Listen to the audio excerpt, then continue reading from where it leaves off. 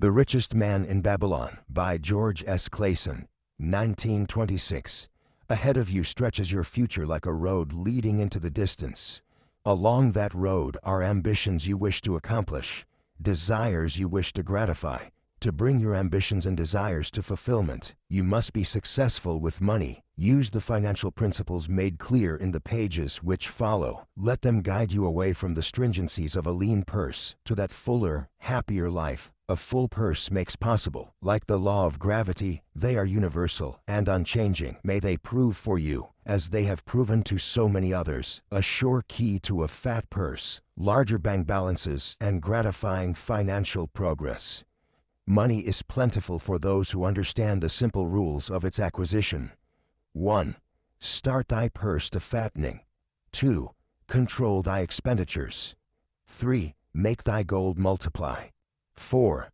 Guard thy treasures from loss. 5. Make of thy dwelling a profitable investment.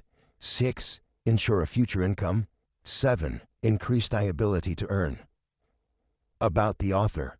George Samuel Clason was born in Louisiana, Missouri, on November 7, 1874. He attended the University of Nebraska and served in the United States Army during the Spanish-American War. Beginning a long career in publishing, he founded the Clason Map Company of Denver, Colorado, and published the first road atlas of the United States and Canada.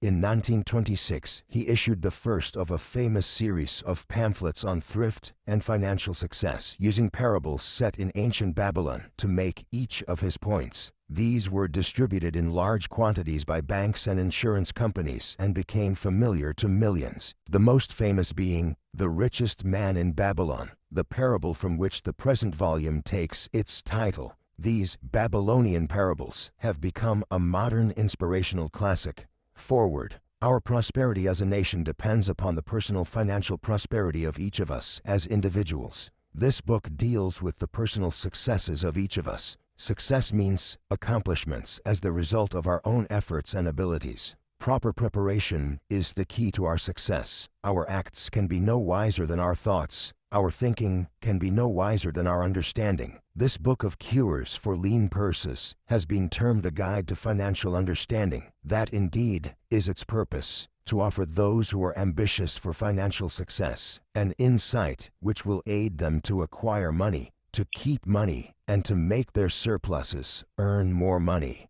In the pages which follow, we are taken back to Babylon, the cradle in which was nurtured the basic principles of finance now recognized and used the world over. To new readers, the author is happy to extend the wish that its pages may contain for them the same inspiration for growing bank accounts, greater financial successes, and the solution of difficult personal financial problems so enthusiastically reported by readers from coast to coast. To the business executives who have distributed these tales in such generous quantities to friends, relatives, employees, and associates, the author takes this opportunity to express his gratitude. No endorsement could be higher than that of practical men who appreciate its teachings, because they, themselves, have worked up to important successes by applying the very principles it advocates. Babylon became the wealthiest city of the ancient world because its citizens were the richest people of their time. They appreciated the value of money. They practiced sound financial principles in acquiring money, keeping money, and making their money earn more money. They provided for themselves what we all desire. Incomes for the Future, GSC, an historical sketch of Babylon. In the pages of history, there lives no city more glamorous than Babylon. Its very name conjures visions of wealth and splendor. Its treasures of gold and jewels were fabulous. One naturally pictures such a wealthy city as located in a suitable setting of tropical luxury, surrounded by rich natural resources of forests and mines. Such was not the case. It was located beside the Euphrates River, in a flat, arid valley. It had no forests, no mines, not even stone for building. It was not even located upon a natural trade route. The rainfall was insufficient to raise crops. Babylon is an outstanding example of man's ability to achieve great objectives using whatever means are at his disposal. All of the resources supporting this large city were man-developed. All of its riches were man-made. Babylon possessed just two natural resources, a fertile soil and water in the river. With one of the greatest engineering accomplishments of this or any other day, Babylonian engineers diverted the waters from the river by means of dams and immense irrigation canals. Far out across that arid valley went these canals to pour the life, giving waters over the fertile soil. This ranks among the first engineering feats known to history. Such abundant crops as were the reward of this irrigation system the world had never seen before. Fortunately, during its long existence, Babylon was ruled by successive lines of kings to whom conquest and plunder were but incidental. While it engaged in many wars, most of these were local or defensive against ambitious conquerors from other countries who coveted the fabulous treasures of Babylon. The outstanding rulers of Babylon live in history because of their wisdom, enterprise, and justice. Babylon produced no strutting monarchs who sought to conquer the known world that all nations might pay homage to their egotism. As a city, Babylon exists no more when those energizing human forces that built and maintained the city for thousands of years were withdrawn. It soon became a deserted ruin. The site of the city is in Asia, about 600 miles east of the Suez Canal, just north of the Persian Gulf. The latitude is about 30 degrees above the equator, practically the same as that of Yuma, Arizona. It possessed a climate similar to that of this American city, hot and dry. Today, this valley of the Euphrates, once a populous irrigated farming district, is again a wind-swept arid waste. Scant grass and desert shrubs strive for existence against the wind-blown sands. Gone are the fertile fields, the mammoth cities, and the long caravans of rich merchandise. Nomadic bands of Arabs, securing a scant living by tending small herds, are the only inhabitants. Such it has been since about the beginning of the Christian era. Dotting this valley are earthen hills. For centuries, they were considered by travelers to be nothing else. The attention of archaeologists were finally attracted to them because of broken pieces of pottery and brick washed down by the occasional rainstorms. Expeditions, financed by European and American museums, were sent here to excavate and see what could be found. Picks and shovels soon proved these hills to be ancient cities. City graves, they might well be called. Babylon was one of these. Over it, for something like 20 centuries, the winds had scattered the desert dust. Built originally of brick, all exposed walls had disintegrated and gone back to earth once more. Such is Babylon, the wealthy city today, a heap of dirt, so long abandoned that no living person even knew its name, until it was discovered by carefully removing the refuse of centuries from the streets and the fallen wreckage of its noble temples and palaces. Many scientists consider the civilization of Babylon and other cities in this valley to be the oldest of which there is a definite record. Positive dates have been proved reaching back 8,000 years. An interesting fact in this connection is the means used to determine these dates. Uncovered in the ruins of Babylon were descriptions of an eclipse of the sun. Modern astronomers readily computed the time when such an eclipse visible in Babylon occurred and thus established a known relationship between their calendar and our own. In this way, we have proved that 8,000 years ago, the Sumerites who inhabited Babylonia were living in walled cities. One can only conjecture for how many centuries previous such cities had existed. Their inhabitants were not mere barbarians living within protecting walls. They were an educated and enlightened people. So far as written history goes, they were the first engineers, the first astronomers, the first mathematicians, the first financiers, and the first people to have a written language. Mention has already been made of the irrigation systems which transformed the arid valley into an agricultural paradise. The remains of these canals can still be traced, although they are mostly filled with accumulated sand. Some of them were of such size that, when empty of water, a dozen horses could be ridden abreast along their bottoms. In size, they compare favorably with the largest canals in Colorado and Utah. In addition to irrigating the valley lands, Babylonian engineers completed another project of similar magnitude. By means of an elaborate drainage system, they reclaimed an immense area of swampland at the mouths of the Euphrates and Tigris rivers and put this also under cultivation. Herodotus, the Greek traveler and historian,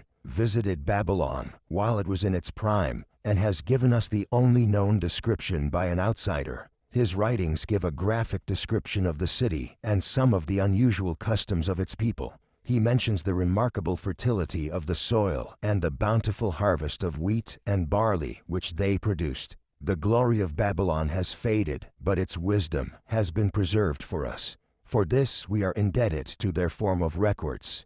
In that distant day, the use of paper had not been invented.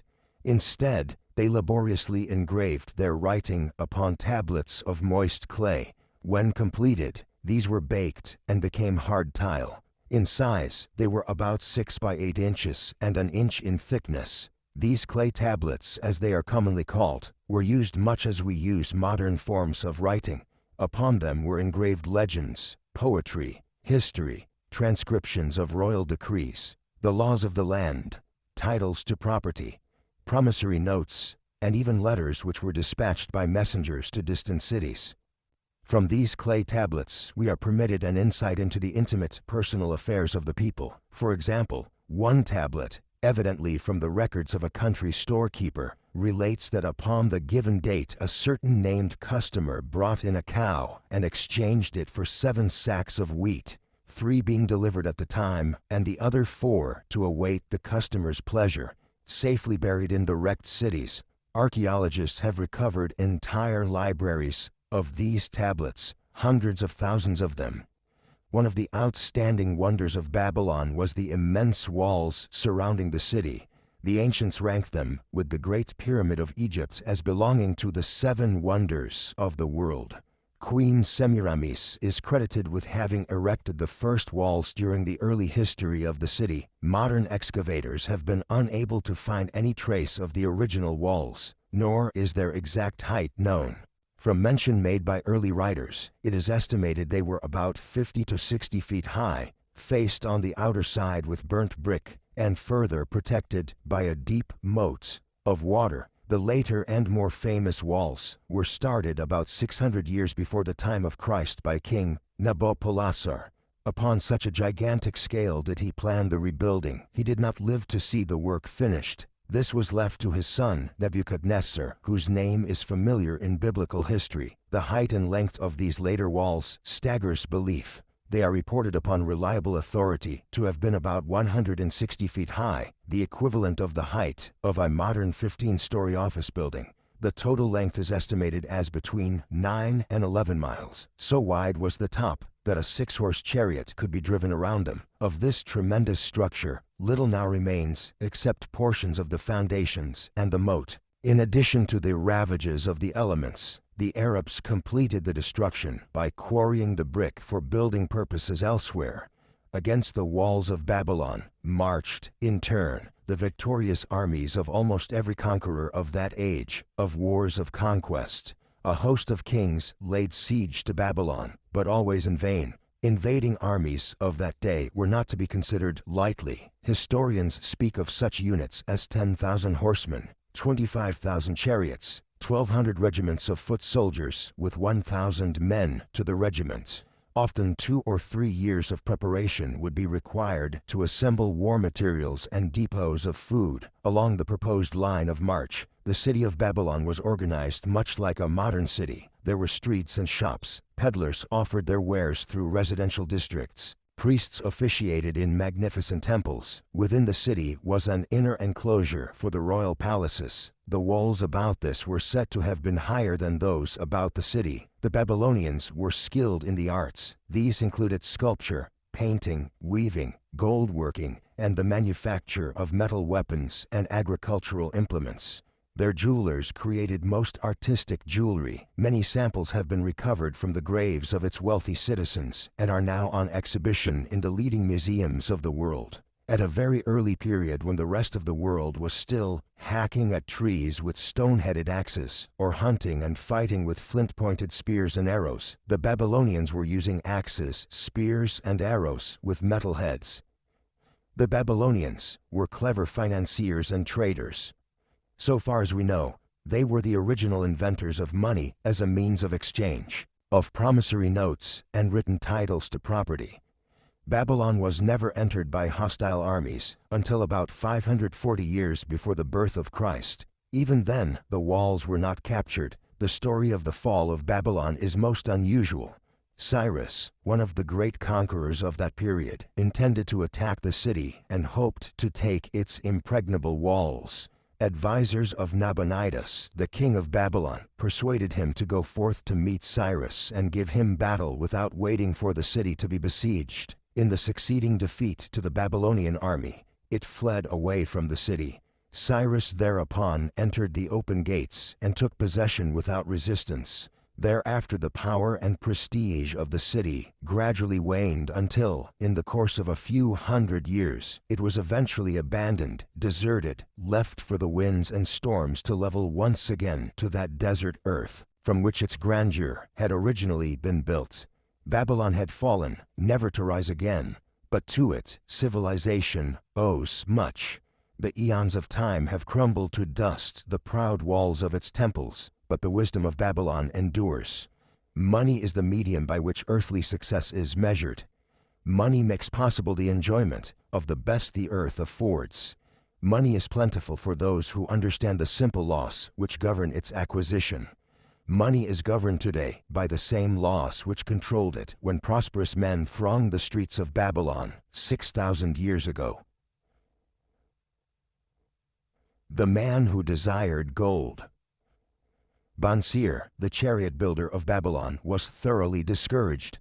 From his seat upon the low wall surrounding his property, he gazed sadly at his simple home and the open workshop in which stood a partially completed chariot. His wife frequently appeared at the open door. Her furtive glances in his direction reminded him that the meal bag was almost empty and he should be at work, finishing the chariot, hammering and hewing, polishing and painting, stretching taut the leather over the wheel rims, preparing it for delivery so he could collect from his wealthy customer. Nevertheless, his fat, muscular body sat stolidly upon the wall. His slow mind was struggling patiently with a problem for which he could find no answer. The hot, tropical sun, so typical of this valley of the Euphrates, beat down upon him mercilessly. Beads of perspiration formed upon his brow and trickled down unnoticed to lose themselves in hairy jungle on his chest. Beyond his home towered the high terraced wall surrounding the king's palace. Nearby, cleaving the blue heavens, was the painted tower of the Temple of Bel. In the shadow of such grandeur was his simple home, and many others far less neat and well cared for. Babylon was like this, a mixture of grandeur and squalor, of dazzling wealth and direst poverty, crowded together without plan or system within the protecting walls of the city. Behind him, had he cared to turn and look, the noisy chariots of the rich jostled and crowded aside the sandaled tradesmen, as well as the barefooted beggars. Even the rich were forced to turn into the gutters to clear the way for the long lines of slave water carriers on the king's business, each bearing a heavy goatskin of water to be poured upon the hanging gardens. Bansir was too engrossed in his own problem to hear or heed the confused hubbub of the busy city. It was the unexpected twanging of the strings from a familiar lyre that aroused him from his reverie. He turned and looked into the sensitive, smiling face of his best friend, Kobe, the musician. "May the gods bless thee with great liberality, my good friend," began Kobe with an elaborate salute. "Yet it does appear they have already been so generous, thou needest not to labor. I rejoice with thee in thy good fortune. More, I would even share it with thee. Pray from thy purse, which must be bulging, else thou wouldst be busy in your shop. Extract but 2 humble shekels and lend them to me until after the nobleman's feast this night. Thou wilt not miss them ere they are returned." "If I did have 2 shekels," Bansir responded gloomily, "to no one could I lend them, not even to you, my best of friends, for they would be my fortune.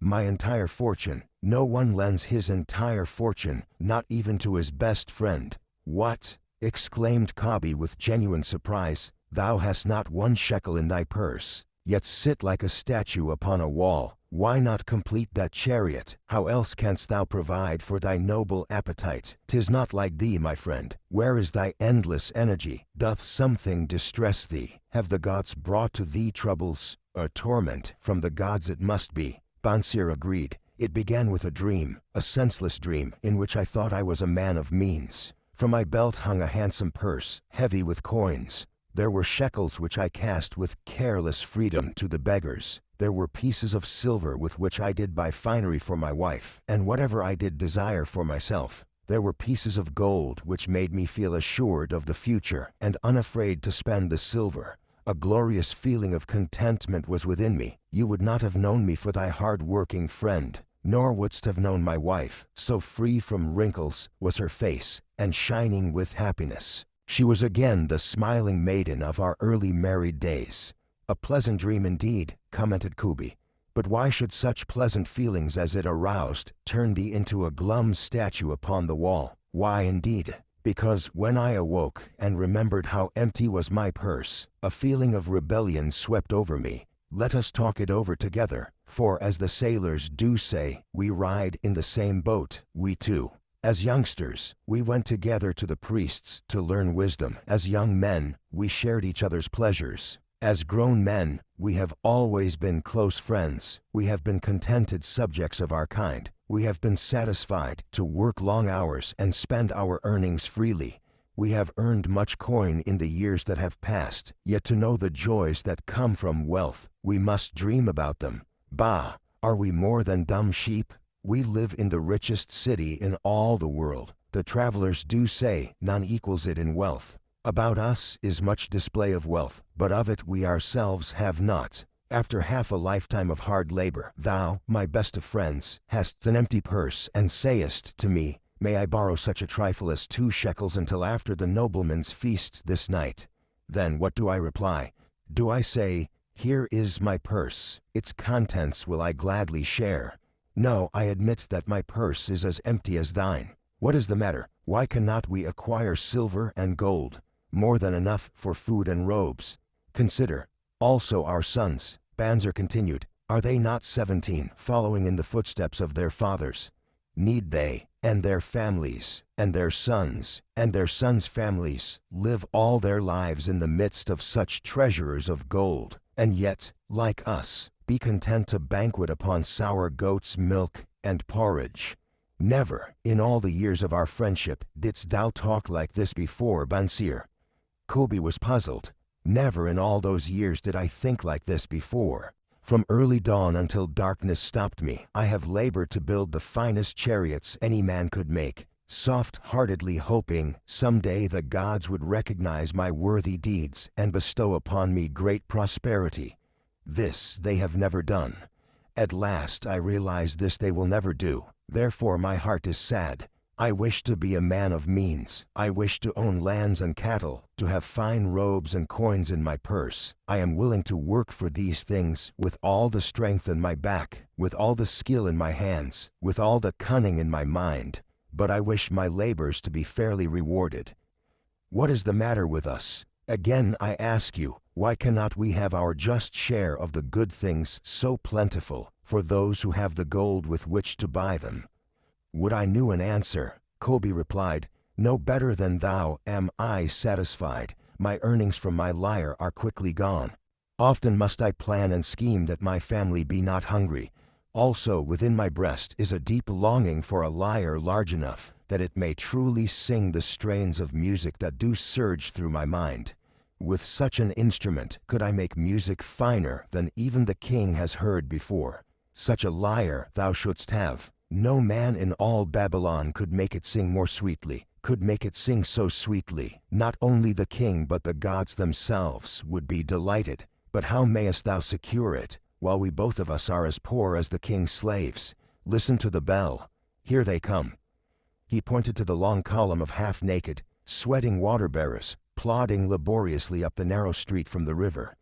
5 abreast they marched, each bent under a heavy goatskin of water. A fine figure of a man he who doth lead them. Kobe indicated the wearer of the bell, who marched in front without a load. A prominent man in his own country. 'Tis easy to see. There are many good figures in the line, Bansir agreed, as good men as we. Tall, blond men from the north, laughing black men from the south, little brown men from the nearer countries, all marching together from the river to the gardens, back and forth, day after day, year after year, not of happiness to look forward to, beds of straw upon which to sleep, hard grain porridge to eat. Pity the poor brutes, Kobe. Pity them I do. Yet thou dost make me see how little better off are we, free men though we call ourselves. That is truth, Kobe. Unpleasant thought though it be. We do not wish to go on year after year living slavish lives, working, working, working, getting nowhere. Might we not find out how others acquire gold and do as they do? Kobe inquired. Perhaps there is some secret we might learn if we but sought from those who knew, replied Bansir thoughtfully. This very day, suggested Kobe, I did pass our old friend, Arkad, riding in his golden chariot. This I will say, he did not look over my humble head, as many in his station might consider his right. Instead, he did wave his hand, that all onlookers might see him pay greetings, and bestow his smile of friendship upon Kobe, the musician. He is claimed to be the richest man in all Babylon, Bansir mused. So rich the king is said to seek his golden aid in affairs of the treasury, Kobe replied. So rich, Bansir interrupted. I fear if I should meet him in the darkness of the night, I should lay my hands upon his fat wallet. Nonsense, reproved Kobe. A man's wealth is not in the purse he carries. A fat purse quickly empties if there be no golden stream to refill it. Arkad has an income that constantly keeps his purse full, no matter how liberally he spends. Income, that is the thing, ejaculated Bansir. I wish an income that will keep flowing into my purse whether I sit upon the wall or travel to far lands. Arkad must know how a man can make an income for himself, though suppose it is something he could make clear to a mind as slow as mine. Methinks he did teach his knowledge to his son, Nomasir. Kobe responded. Did he not go to Nineveh, and, so it is told at the inn, become without aid from his father, one of the richest men in that city? Kobe, thou bringest to me a rare thought. A new light gleamed in Bansir's eyes. It cost nothing to ask wise advice from a good friend, and Arkad was always that. Never mind though our purses be as empty as the falcon's nest of a year ago. Let that not detain us. We are weary of being without gold in the midst of plenty. We wish to become men of means. Come, let us go to Arkad and ask how we also may acquire incomes for ourselves. Thou speakest with true inspiration, Bansir. Thou bringest to my mind a new understanding. Thou makest me to realize the reason why we have never found any measure of wealth. We never sought it.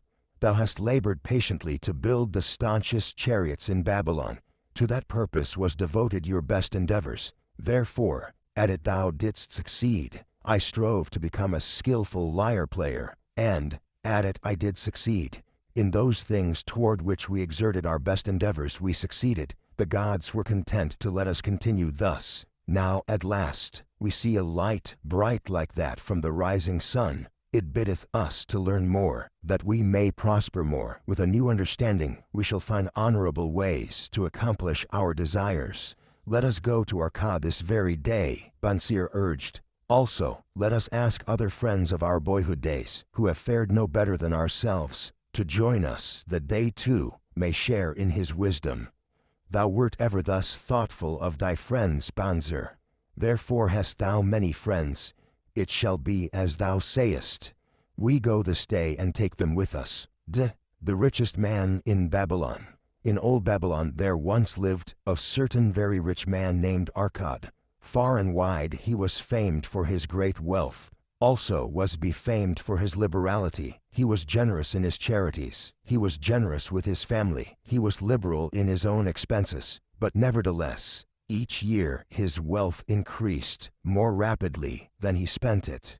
And there were certain friends of younger days who came to him and said, "You, Arcad, are more fortunate than we. You have become the richest man in all Babylon, while we struggle for existence. You can wear the finest garments, and you can enjoy the rarest foods, while we must be content if we can clothe our families in raiment that is presentable and feed them as best we can. Yet, once we were equal. We studied under the same master. We played in the same games. And in neither the studies nor the games did you outshine us. And in the years since, you have been no more an honorable citizen than we, nor have you worked harder or more faithfully, in so far as we can judge. Why then should a fickle fate single you out to enjoy all the good things of life and ignore us, who are equally deserving?" Thereupon Arcad remonstrated with them, saying, "If you have not acquired more than a bare existence in the years since we were youths, it is because you either have failed to learn the laws that govern the building of wealth, or else you do not observe them. Fickle fate is a vicious goddess who brings no permanent good to anyone. On the contrary, she brings ruin to almost every man upon whom she showers unearned gold. She makes wanton spenders, who soon dissipate all they receive and are left beset by overwhelming appetites and desires they have not the ability to gratify. Yet others whom she favors become misers and hoard their wealth, fearing to spend what they have, knowing they do not possess the ability to replace it. They further are beset by fear of robbers and doom themselves to lives of emptiness and secret misery. Others there probably are, who can take unearned gold and add to it, and continue to be happy and contented citizens. But so few are they. I know of them but by hearsay. Think you of the men who have inherited sudden wealth, and see if these things are not so." His friends admitted that, of the men they knew who had inherited wealth, these words were true, and they besought him to explain to them how he had become possessed of so much prosperity. So he continued, "In my youth, I looked about me and saw all the good things there were to bring happiness and contentment, and I realized that wealth increased the potency of all these. Wealth is a power. With wealth, many things are possible. One may ornament the home with the richest of furnishings. One may sail the distant seas. One may feast on the delicacies of far lands. One may buy the ornaments of the gold worker and the stone polisher. One may even build mighty temples for the gods.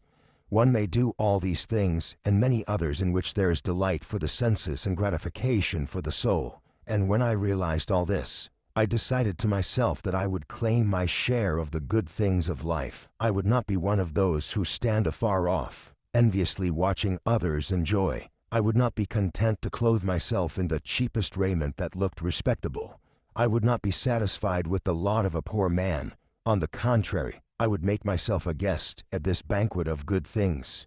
Being, as you know, the son of a humble merchant, one of a large family, with no hope of an inheritance, and not being endowed, as you have so frankly said, with superior powers or wisdom, I decided that if I was to achieve what I desired, time and study would be required. As for time, all men have it in abundance. You, each of you, have let slip by sufficient time to have made yourselves wealthy, yet, you admit, you have nothing to show except your good families, of which you can be justly proud.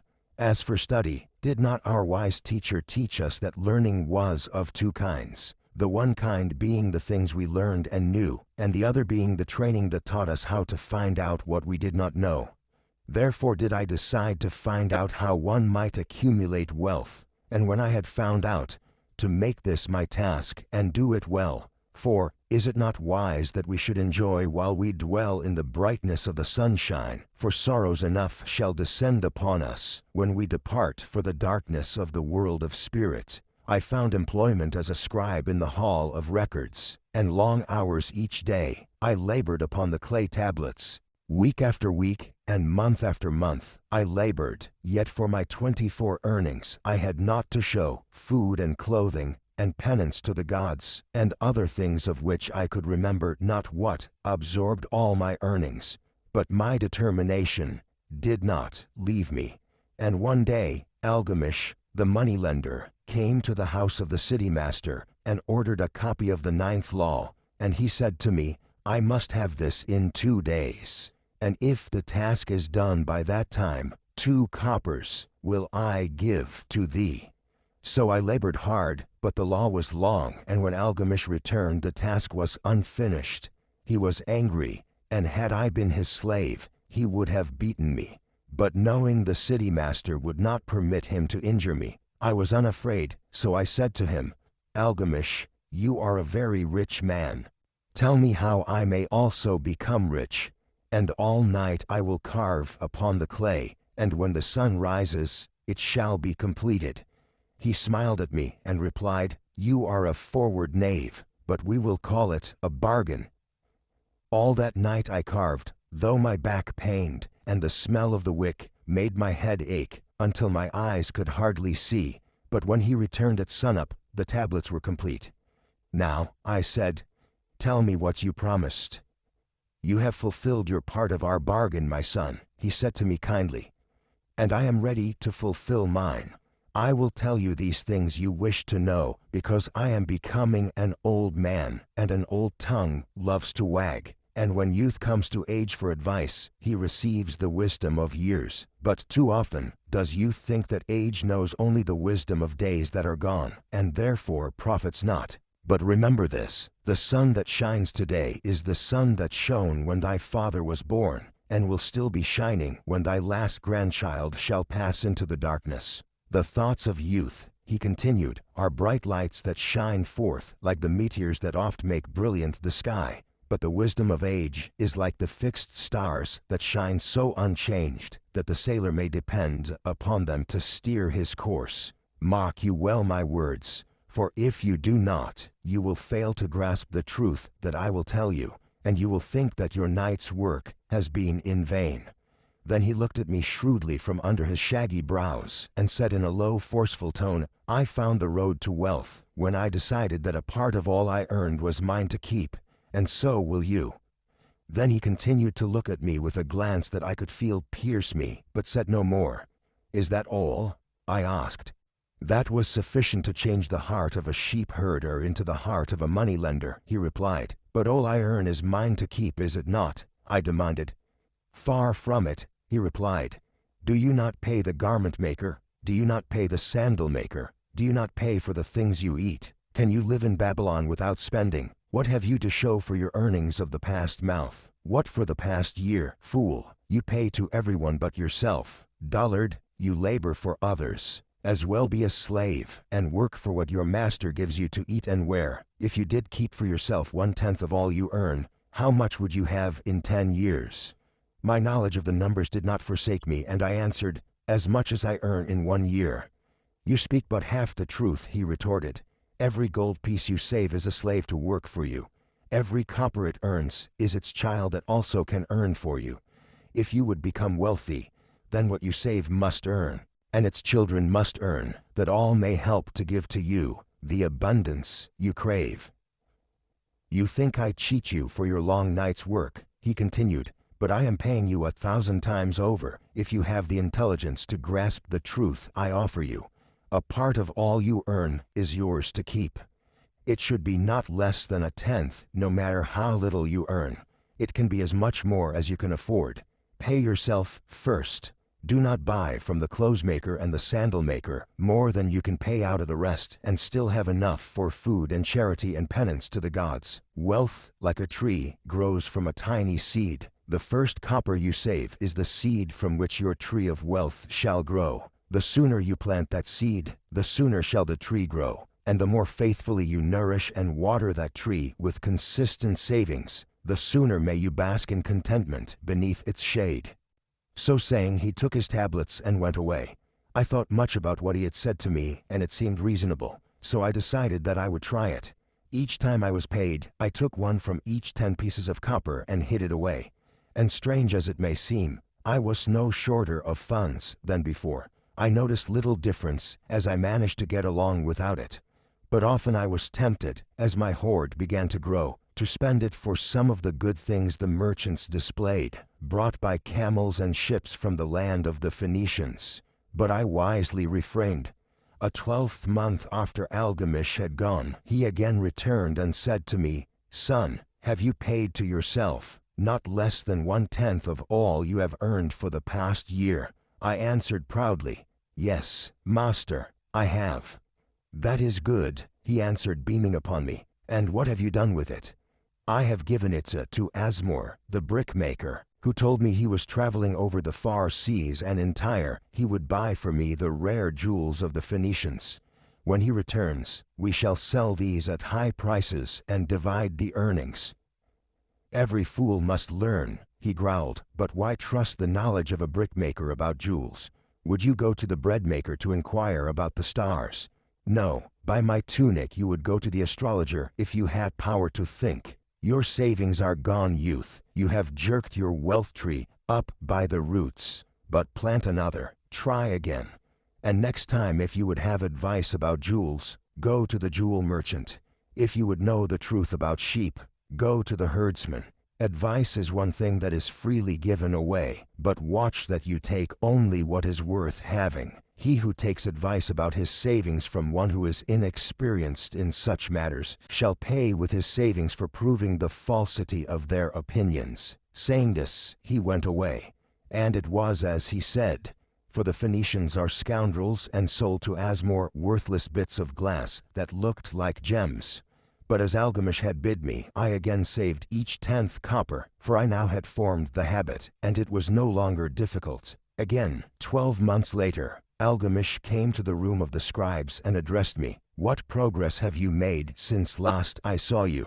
"I have paid myself faithfully," I replied, "and my savings I have entrusted to Agur the shieldmaker to buy bronze, and each 4th month he does pay me the rental." "That is good. And what do you do with the rental?" "I do have a great feast with honey and fine wine and spiced cake. Also I have bought me a scarlet tunic, and some day I shall buy me a young ass upon which to ride." To which Algamish laughed. "You do eat the children of your savings. Then how do you expect them to work for you? And how can they have children that will also work for you? First get thee an army of golden slaves, and then many a rich banquet may you enjoy without regret." So saying, he again went away.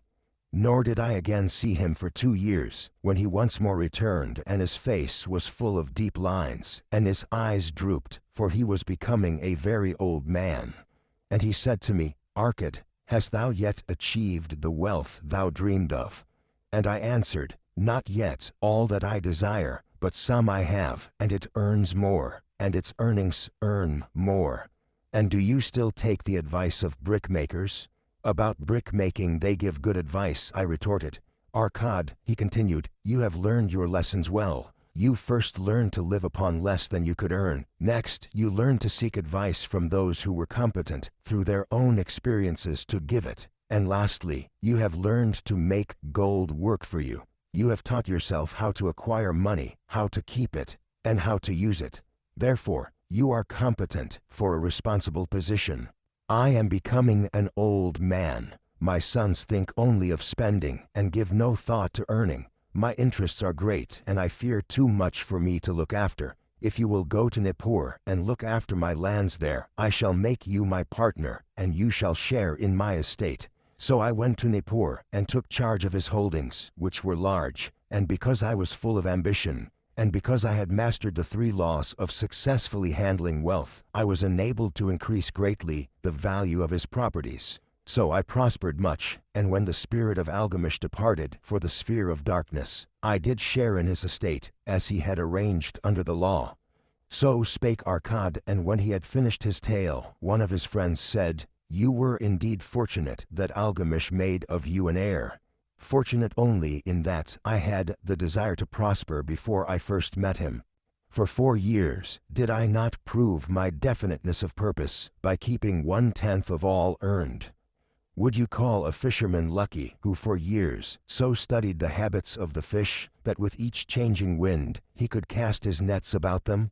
Opportunity is a haughty goddess who wastes no time with those who are unprepared. You had strong willpower to keep on after you lost your first year's savings. "You are unusual in that way," spoke up another. "Willpower," retorted Arcad. "What nonsense!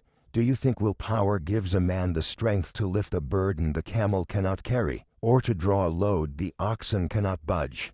Willpower is but the unflinching purpose to carry a task you set for yourself to fulfillment. If I set for myself a task, be it ever so trifling, I shall see it through. How else shall I have confidence in myself to do important things? Should I say to myself, for 100 days as I walk across the bridge into the city, I will pick from the road a pebble and cast it into the stream, I would do it. If on the 7th day I passed by without remembering, I would not say to myself, tomorrow I will cast 2 pebbles, which will do as well. Instead, I would retrace my steps and cast the pebble. Nor on the 20th day would I say to myself, Arcot, this is useless. What does it avail you to cast a pebble every day? Throw in a handful and be done with it. No, I would not say that, nor do it.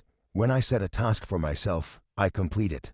Therefore, I am careful not to start difficult and impractical tasks, because I love leisure.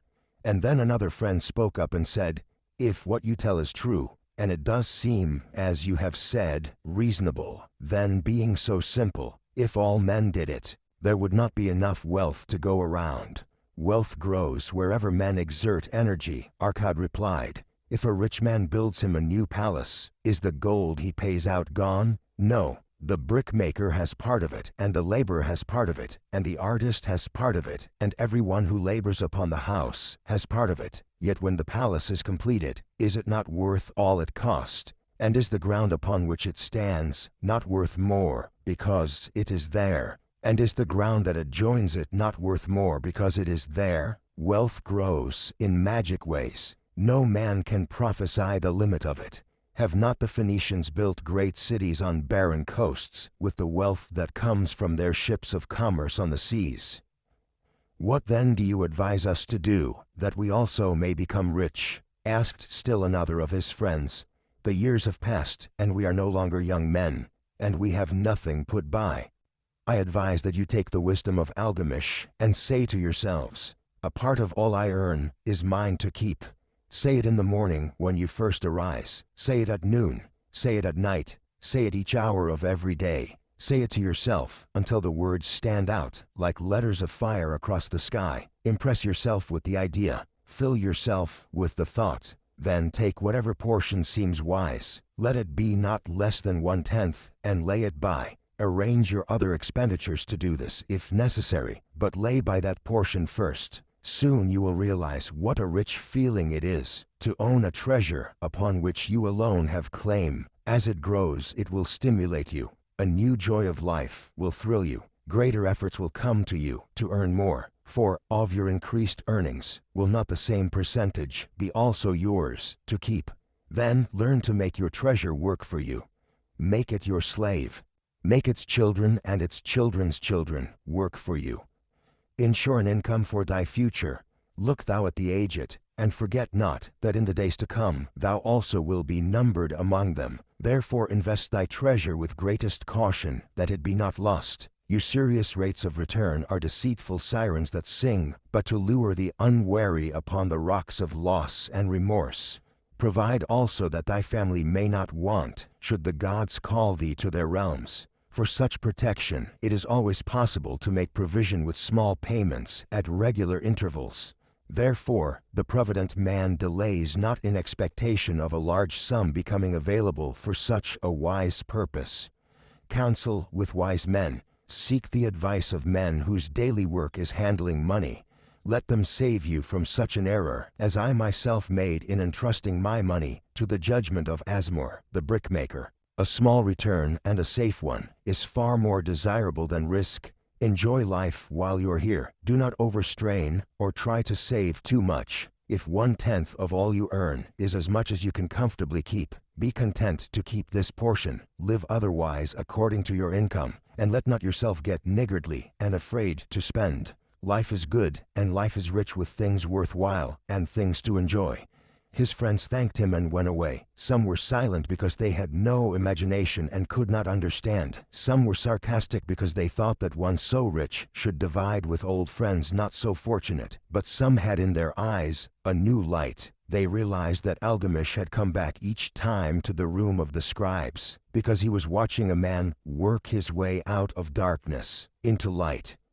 When that man had found the light, A place awaited him. No one could feel that place until he had for himself worked out his own understanding, until he was ready for opportunity. These latter were the ones who, in the following years, frequently revisited Arcad, who received them gladly. He counseled with them and gave them freely of his wisdom, as men of broad experience are always glad to do, and he assisted them in so investing their savings that it would bring in a good interest with safety, and would neither be lost nor entangled in investments that paid no dividends. The turning point in these men's lives came upon that day when they realized the truth that had come from Algamish to Arcad, and from Arcad to them. A part of all you earn is yours to keep. 7 cures for a lean purse. The glory of Babylon endures. Down through the ages, its reputation comes to us as the richest of cities, its treasures as fabulous. Yet it was not always so. The riches of Babylon were the results of the wisdom of its people. They first had to learn how to become wealthy. When the good king, Sargon, returned to Babylon after defeating his enemies, the Elamites, he was confronted with a serious situation. The royal chancellor explained it to the king thus: "After many years of great prosperity brought to our people, because your majesty built the great irrigation canals and the mighty temples of the gods, now that these works are completed, the people seem unable to support themselves. The laborers are without employment. The merchants have few customers. The farmers are unable to sell their produce. The people have not enough gold to buy food." "But where has all the gold gone that we spent for these great improvements?" demanded the king. "It has found its way, I fear," responded the chancellor, "into the possession of a few very rich men of our city. It filtered through the fingers of most our people, as quickly as the goat's milk goes through the strainer. Now that the stream of gold has ceased to flow, most of our people have nothing for the earnings." The king was thoughtful for some time. Then he asked, "Why should so few men be able to acquire all the gold?" "Because they know how," replied the chancellor. "One may not condemn a man for succeeding because he knows how. Neither may one with justice take away from a man what he has fairly earned, to give to men of less ability." "But why," demanded the king, "should not all the people learn how to accumulate gold, and therefore become themselves rich and prosperous?" "Quite possible, your excellency, but who can teach them? Certainly not the priests, because they know naught of money-making." "Who knows best in all our city how to become wealthy, chancellor?" asked the king. "Thy question answers itself, your majesty. Who has amassed the greatest wealth in Babylon?" "Well said, my able chancellor. It is Arcad. He is richest man in Babylon. Bring him before me on the morrow." Upon the following day, as the king had decreed, Arcad appeared before him, straight and sprightly despite his 60 years and 10. "Arcad," spoke the king, "is it true thou art the richest man in Babylon?" "So it is reported, your majesty, and no man disputes it." "How becamest thou so wealthy?" "By taking advantage of opportunities available to all citizens of our good city." "Thou hadst nothing to start with?" "Only a great desire for wealth." "Besides this, nothing?" "Arcad," continued the king, "our city is in a very unhappy state, because a few men know how to acquire wealth, and therefore monopolize it, while the mass of our citizens lack the knowledge of how to keep any part of the gold they receive. It is my desire that Babylon be the wealthiest city in the world. Therefore, it must be a city of many wealthy men. Therefore, we must teach all the people how to acquire riches. Tell me, Arcad, is there any secret to acquiring wealth? Can it be taught?" "It is practical, your majesty. That which one man knows can be taught to others." The king's eyes glowed. "Arcad, thou speakest the words I wish to hear. Wilt thou lend thyself to this great cause? Wilt thou teach thy knowledge to a school for teachers, each of whom shall teach others until there are enough trained to teach these truths to every worthy subject in my domain?"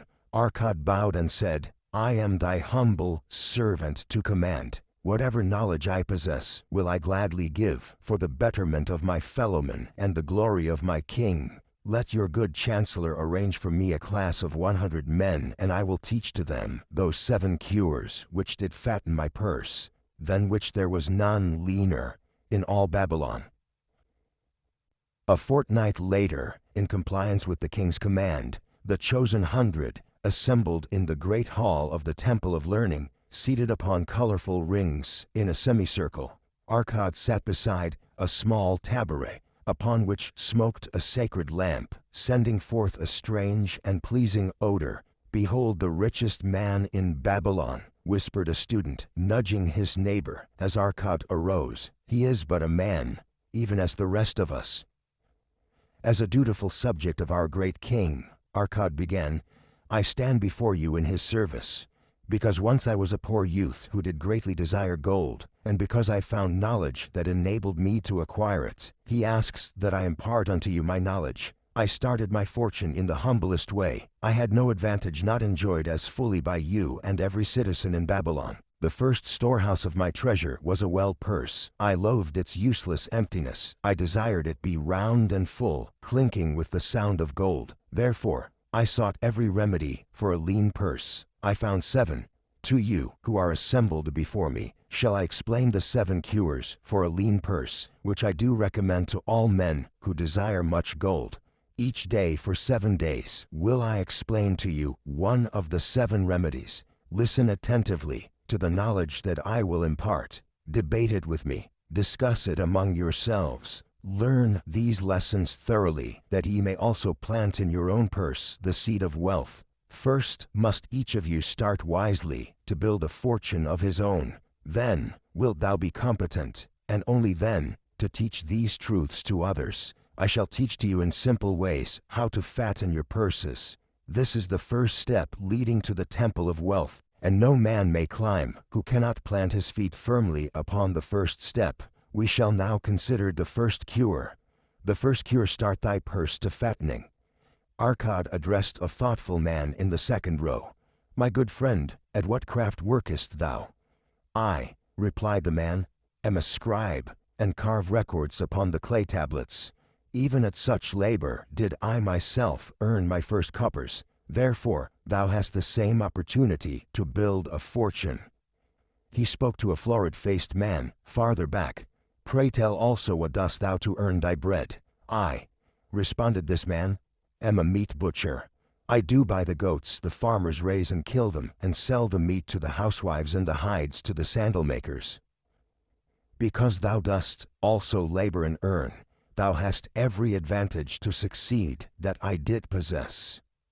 In this way did Arcad proceed to find out how each man labored to earn his living. When he had done questioning them, he said, "Now, my students, ye can see that there are many trades and labors at which men may earn coins. Each of the ways of earning is a stream of gold, from which the worker doth divert by his labors a portion to his own purse. Therefore into the purse of each of you flows a stream of coins, large or small according to his ability. Is it not so?" Thereupon they agreed that it was so. "Then," continued Arcad, "if each of you desireth to build for himself a fortune, is it not wise to start by utilizing that source of wealth which he already has established?" To this they agreed. Then Arcad turned to a humble man who had declared himself an egg merchant.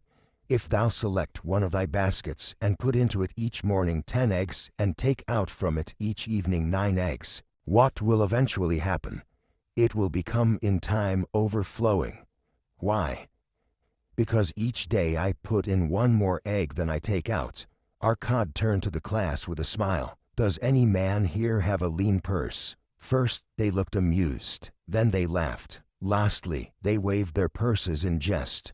"All right," he continued, "now I shall tell thee the first remedy I learned to cure a lean purse. Do exactly as I have suggested to the egg merchant. For every 10 coins thou placest within thy purse, take out for use but 9. Thy purse will start to fatten at once, and its increasing weight will feel good in thy hand and bring satisfaction to thy soul. Deride not what I say because of its simplicity. Truth is always simple. I told thee I would tell how built my fortune. This was my beginning. I too carried a lean purse and cursed it because there was naught within to satisfy my desires. But when I began to take out from my purse but 9 parts of 10 I put in, it began to fatten. So will thine. Now I will tell a strange truth, the reason for which I know not. When I ceased to pay out more than 9/10 of my earnings, I managed to get along just as well. I was not shorter than before. Also, ere long, did coins come to me more easily than before. Surely it is a law of the gods that unto him who keepeth and spendeth not a certain part of all his earnings, shall gold come more easily. Likewise, him whose purse is empty does gold avoid. Which desirest thou the most? Is it the gratification of thy desires of each day, a jewel, a bit of finery, better raiment, more food, things quickly gone and forgotten? Or is it substantial belongings, gold, lands, herds, merchandise, income-bringing investments? The coins thou takest from thy purse bring the first, the coins thou leavest within it will bring the latter. This, my students, was the first cure I did discover for my lean purse. For each 10 coins I put in, to spend but 9. Debate this amongst yourselves. If any man proves it untrue, tell me upon the morrow when we shall meet again. Wits. The second cure. Control thy expenditures. Some of your members, my students, have asked me this. How can a man keep 1/10 of all he earns in his purse, when all the coins he earns are not enough for his necessary expenses? So did Arcad address his students upon the second day. Yesterday, how many of thee carried lean purses? All of us, answered the class. Yet, thou do not all earn the same. Some earn much more than others. Some have much larger families to support. Yet all purses were equally lean. Now I will tell thee an unusual truth about men and sons of men. It is this, that what each of us calls our necessary expenses will always grow to equal our incomes unless we protest to the contrary. Confuse not the necessary expenses with thy desires. Each of you, together with your good families, have more desires than your earnings can gratify. Therefore are thy earnings spent to gratify these desires in so far as they will go. Still thou retainest many ungratified desires. All men are burdened with more desires than they can gratify. Because of my wealth thinkest thou I may gratify every desire? 'Tis a false idea. There are limits to my time. There are limits to my strength. There are limits to the distance I may travel. There are limits to what I may eat. There are limits to the zest with which I may enjoy. I say to you that just as weeds grow in a field wherever the farmer leaves space for their roots, even so freely do desires grow in men whenever there is a possibility of their being gratified. Thy desires are a multitude, and those that thou mayest gratify are but few. Study thoughtfully thy accustomed habits of living. Herein may be most often found certain accepted expenses that may wisely be reduced or eliminated. Let thy motto be 100% of appreciated value demanded for each coin spent. Therefore, engrave upon the clay each thing for which thou desireth to spend. Select those that are necessary, and others that are possible through the expenditure of 9/10 of thy income. Cross out the rest and consider them but a part of that great multitude of desires that must go unsatisfied, and regret them not. Budget then thy necessary expenses. Touch not the 1/10 that is fattening thy purse. Let this be thy great desire that is being fulfilled. Keep working with thy budget. Keep adjusting it to help thee. Make it thy first assistant in defending thy fattening purse. Hereupon one of the students, wearing a robe of red and gold, arose and said, I am a free man. I believe that it is my right to enjoy the good things of life. Therefore do I rebel against the slavery of a budget which determines just how much I may spend, and for what. I feel it would take much pleasure from my life, and make me little more than a pack-ass to carry a burden.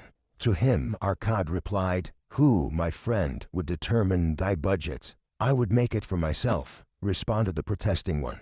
In that case, were a pack-ass to budget his burden, would he include therein jewels and rugs and heavy bars of gold? Not so. He would include hay and grain and a bag of water for the desert trail. The purpose of a budget is to help thy purse to fatten. It is to assist thee to have thy necessities, and, insofar as attainable, thy other desires. It is to enable thee to realize thy most cherished desires by defending them from thy casual wishes.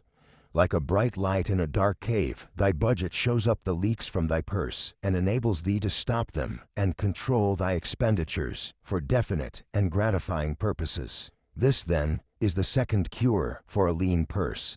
Budget thy expenses, that thou mayest have coins to pay for thy necessities, to pay for thy enjoyments, and to gratify thy worthwhile desires, without spending more than 9/10 of thy earnings. The third cure, make thy gold multiply. Behold, thy lean purse is fattening. Thou hast disciplined thyself to leave therein 1/10 of all thou earneth. Thou hast controlled thy expenditures to protect thy growing treasure. Next, we will consider means to put thy treasure to labor and to increase. Gold in a purse is gratifying to own and satisfieth a miserly soul, but earns nothing. The gold we may retain from our earnings is but the start. The earnings it will make shall build our fortunes. So spoke Arcad upon the third day to his class. How therefore may we put our gold to work? My first investment was unfortunate, for I lost all. Its tale I will relate later. My first profitable investment was a loan I made to a man named Agar, a shield maker. Once each year did he buy large shipments of bronze, brought from across the sea, to use in his trade. Lacking sufficient capital to pay the merchants, he would borrow from those who had extra coins. He was an honorable man. His borrowing he would repay, together with a liberal rental, as he sold his shields. Each time I loaned to him, I loaned back also the rental he had paid to me. Therefore, not only did my capital increase, but its earnings likewise increased. Most gratifying was it to have these sums returned to my purse. I tell you, my students, a man's wealth is not in the coins he carries in his purse. It is the income he buildeth, the golden stream that continually floweth into his purse, and keepeth it always bulging. That is what every man desireth. That is what thou, each one of thee, desireth. An income that continueth to come, whether thou work or travel. Great income I have acquired, so great that I am called a very rich man. My loans to Agar were my first training in profitable investment. Gaining wisdom from this experience, I extended my loans and investments as my capital increased. From a few sources at first, from many sources later, flowed into my purse a golden stream of wealth available for such wise uses as I should decide. Behold, from my humble earnings, I had begotten a horde of golden slaves, each laboring and earning more gold. As they labored for me, so their children also labored, and their children's children, until great was the income from their combined efforts. Gold increaseth rapidly when making reasonable earnings, as thou wilt see from the following. A farmer, when his first son was born, took 10 pieces of silver to a moneylender and asked him to keep it on rental for his son until he became 20 years of age. This the moneylender did, and agreed the rental should be 1/4 of its value each 4 years. The farmer asked, because this sum he had set aside as belonging to his son, that the rental be added to the principal. When the boy had reached the age of 20 years, the farmer again went to the moneylender to inquire about the silver. The moneylender explained that because this sum had been increased by compound interest, the original 10 pieces of silver had now grown to 30½ pieces. The farmer was well pleased, and because the son did not need the coins, he left them with the moneylender. When the son became 50 years of age, the father meantime having passed to the other world, the moneylender paid the son in settlement 167 pieces of silver. Thus in 50 years had the investment multiplied itself at rental almost 17 times. This, then, is the third cure for a lean purse, to put each coin to laboring, that it may reproduce its kind, even as the flux of the field, and help bring to thee income, a stream of wealth, that shall flow constantly into thy purse. Summasis. The fourth cure, guard thy treasures from loss. Misfortune loves a shining mark. Gold in a man's purse must be guarded with firmness, else it be lost. Thus it is wise that we must first secure small amounts and learn to protect them before the gods entrust us with larger. So spoke Arcad upon the 4th day to his class. Every owner of gold is tempted by opportunities, whereby it would seem that he could make large sums by its investment in most plausible projects. Often friends and relatives are eagerly entering such investment and urge him to follow. The first sound principle of investment is security for thy principal. Is it wise to be intrigued by larger earnings when thy principal may be lost? I say not. The penalty of risk is probable loss. Study carefully before parting with thy treasure each assurance that it may be safely reclaimed. Be not misled by thine own romantic desires to make wealth rapidly.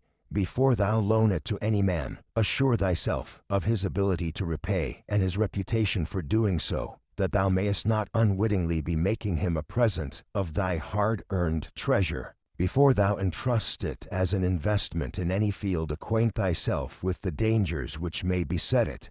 My own first investment was a tragedy to me at the time. The guarded savings of a year I did entrust to a brickmaker named Osmore, who was traveling over the far seas and in Tyre, agreed to buy for me the rare jewels of the Phoenicians. These we would sell upon his return and divide the profits. The Phoenicians were scoundrels and sold him bits of glass. My treasure was lost. Today, my training would show to me at once the folly of entrusting a brickmaker to buy jewels. Therefore, do I advise thee from the wisdom of my experiences. Be not too confident of thine own wisdom in entrusting thy treasures to the possible pitfalls of investments. Better by far to consult the wisdom of those experienced in handling money for profit. Such advice is freely given for the asking, and may readily possess a value equal in gold to the sum thou considerest investing. In truth, such is its actual value if it save thee from loss. This, then, is the fourth cure for a lean purse, and of great importance, if it prevent thy purse from being emptied once it has become well filled. Guard thy treasure from loss by investing only where thy principal is safe, where it may be reclaimed if desirable, and where thou wilt not fail to collect a fair rental. Consult with wise men. Secure the advice of those experienced in the profitable handling of gold. Let their wisdom protect thy treasure from unsafe investments. Not. The fifth cure: make of thy dwelling a profitable investment. If a man setteth aside 9 parts of his earnings upon which to live and enjoy life, and if any part of this 9 parts he can turn into a profitable investment without detriment to his well-being, then so much faster will his treasures grow. So spake Arcot to his class at their 5th lesson. All too many of our men of Babylon do raise their families in unseemly quarters. They do pay to exacting landlords liberal rentals for rooms where their wives have not a spot to raise the blooms that gladden a woman's heart, and their children have no place to play their games, except in the unclean alleys. No man's family can fully enjoy life unless they do have a plot of ground wherein children can play in the clean earth, and where the wife may raise not only blossoms, but good rich herbs to feed her family. To a man's heart, it brings gladness to eat the figs from his own trees, and the grapes of his own vines. To own his own domicile, and to have it a place he is proud to care for, putteth confidence in his heart, and greater effort behind all his endeavors. Therefore do I recommend that every man own the roof that sheltereth him and his. Nor is it beyond the ability of any well-intentioned man to own his home. Hath not our great king so widely extended the walls of Babylon, that within them much land is now 48 unused, and may be purchased at sums most reasonable? Also I say to you, my students, that the moneylenders gladly considered the desires of men who seek homes and land for their families. Readily may thou borrow to pay the brickmaker and the builder for such commendable purposes, if thou can show a reasonable portion of the necessary sum which thou thyself hath provided for the purpose. Then, when the house be built, thou canst pay the moneylender with the same regularity as thou didst pay the landlord, because each payment will reduce thy indebtedness to the moneylender. A few years will satisfy his loan. Then will thy heart be glad, because thou wilt own in thy own right a valuable property, and thy only cost will be the king's taxes. Also wilt thy good wife go more often to the river to wash thy robes, that each time returning she may bring a goat skin of water to pour upon the growing things. Thus come many blessings to the man who owneth his own house, and greatly will it reduce his cost of living, making available more of his earnings for pleasures and the gratification of his desires. This then is the fifth cure for a lean purse. Own thy own home. Wall. The sixth cure. Ensure a future income. The life of every man proceedeth from his childhood to his old age. This is the path of life, and no man may deviate from it unless the gods call him prematurely to the world beyond. Therefore do I say that it behooves a man to make preparation for a suitable income in the days to come, when he is no longer young, and to make preparations for his family, should he be no longer with them, to comfort and support them. This lesson shall instruct thee in providing a full purse when time has made thee less able to learn. So Arcot addressed his class upon the sixth day. The man who, because of his understanding of the laws of wealth, acquireth a growing surplus, should give thought to those future days. He should plan certain investments or provision that may endure safely for many years, yet will be available when the time arrives, which he has so wisely anticipated. There are diverse ways by which a man may provide with safety for his future. He may provide a hiding place, and there bury a secret treasure. Yet, no matter with what skill it be hidden, it may nevertheless become the loot of thieves. For this reason I recommend not this plan.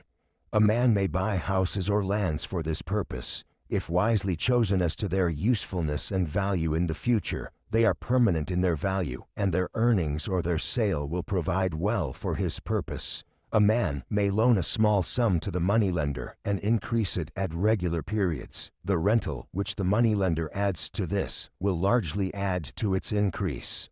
I do know a sandal maker named Ansan who explained to me not long ago that each week for 8 years he had deposited with his moneylender 2 pieces of silver. The moneylender had but recently given him an accounting over which he greatly rejoiced. The total of his small deposits with their rental at the customary rate of 1/4 their value for each 4 years had now become 1,040 pieces of silver.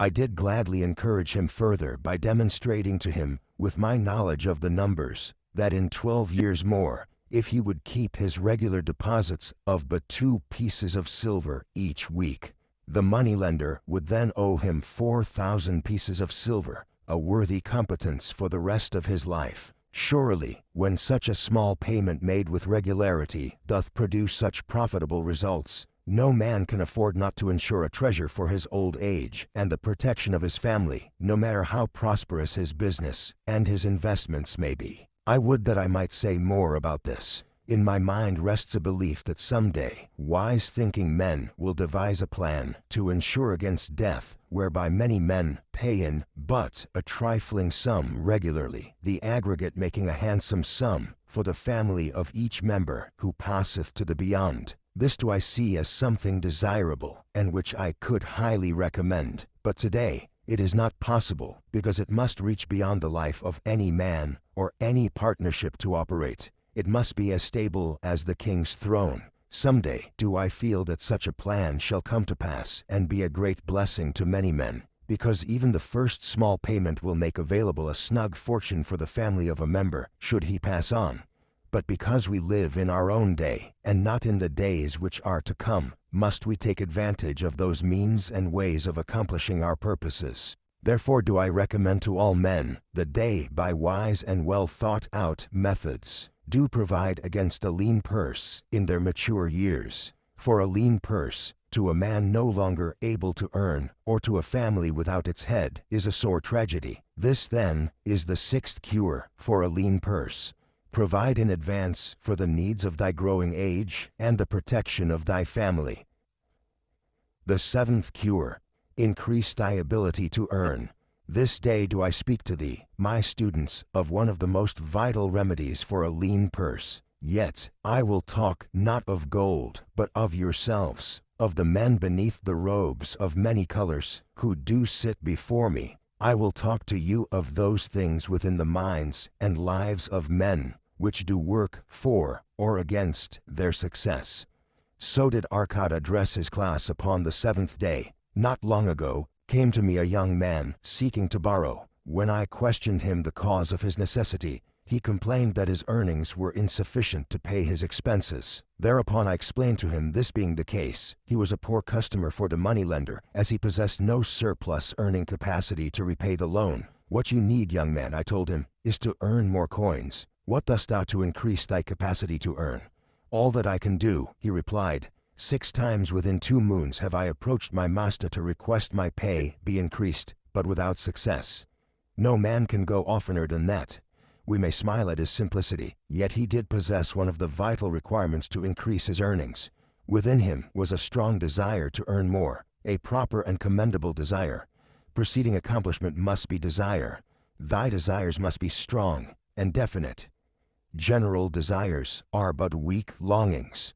For a man to wish to be rich is of little purpose. For a man to desire 5 pieces of gold is a tangible desire which he can press to fulfillment.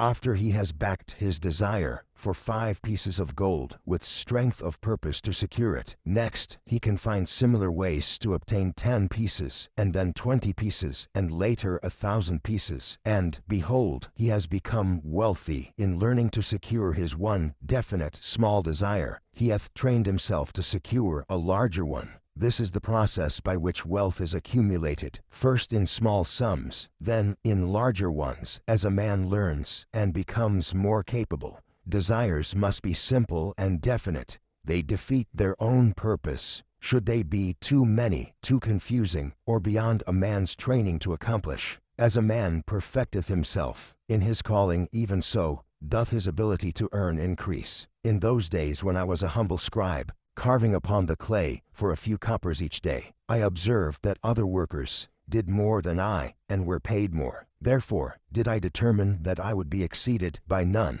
nor did it take long for me to discover the reason for their greater success. More interest in my work, more concentration upon my task, more persistence in my effort, and, behold, few men could carve more tablets in a day than I. With reasonable promptness my increased skill was rewarded, nor was it necessary for me to go 6 times to my master to request recognition. The more of wisdom we know, the more we may earn.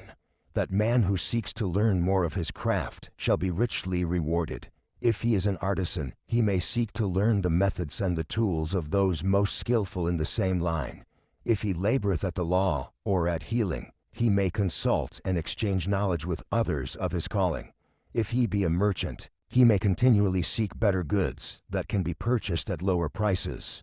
Always do the affairs of man change and improve, because keen-minded men seek greater skill, that they may better serve those upon whose patronage they depend.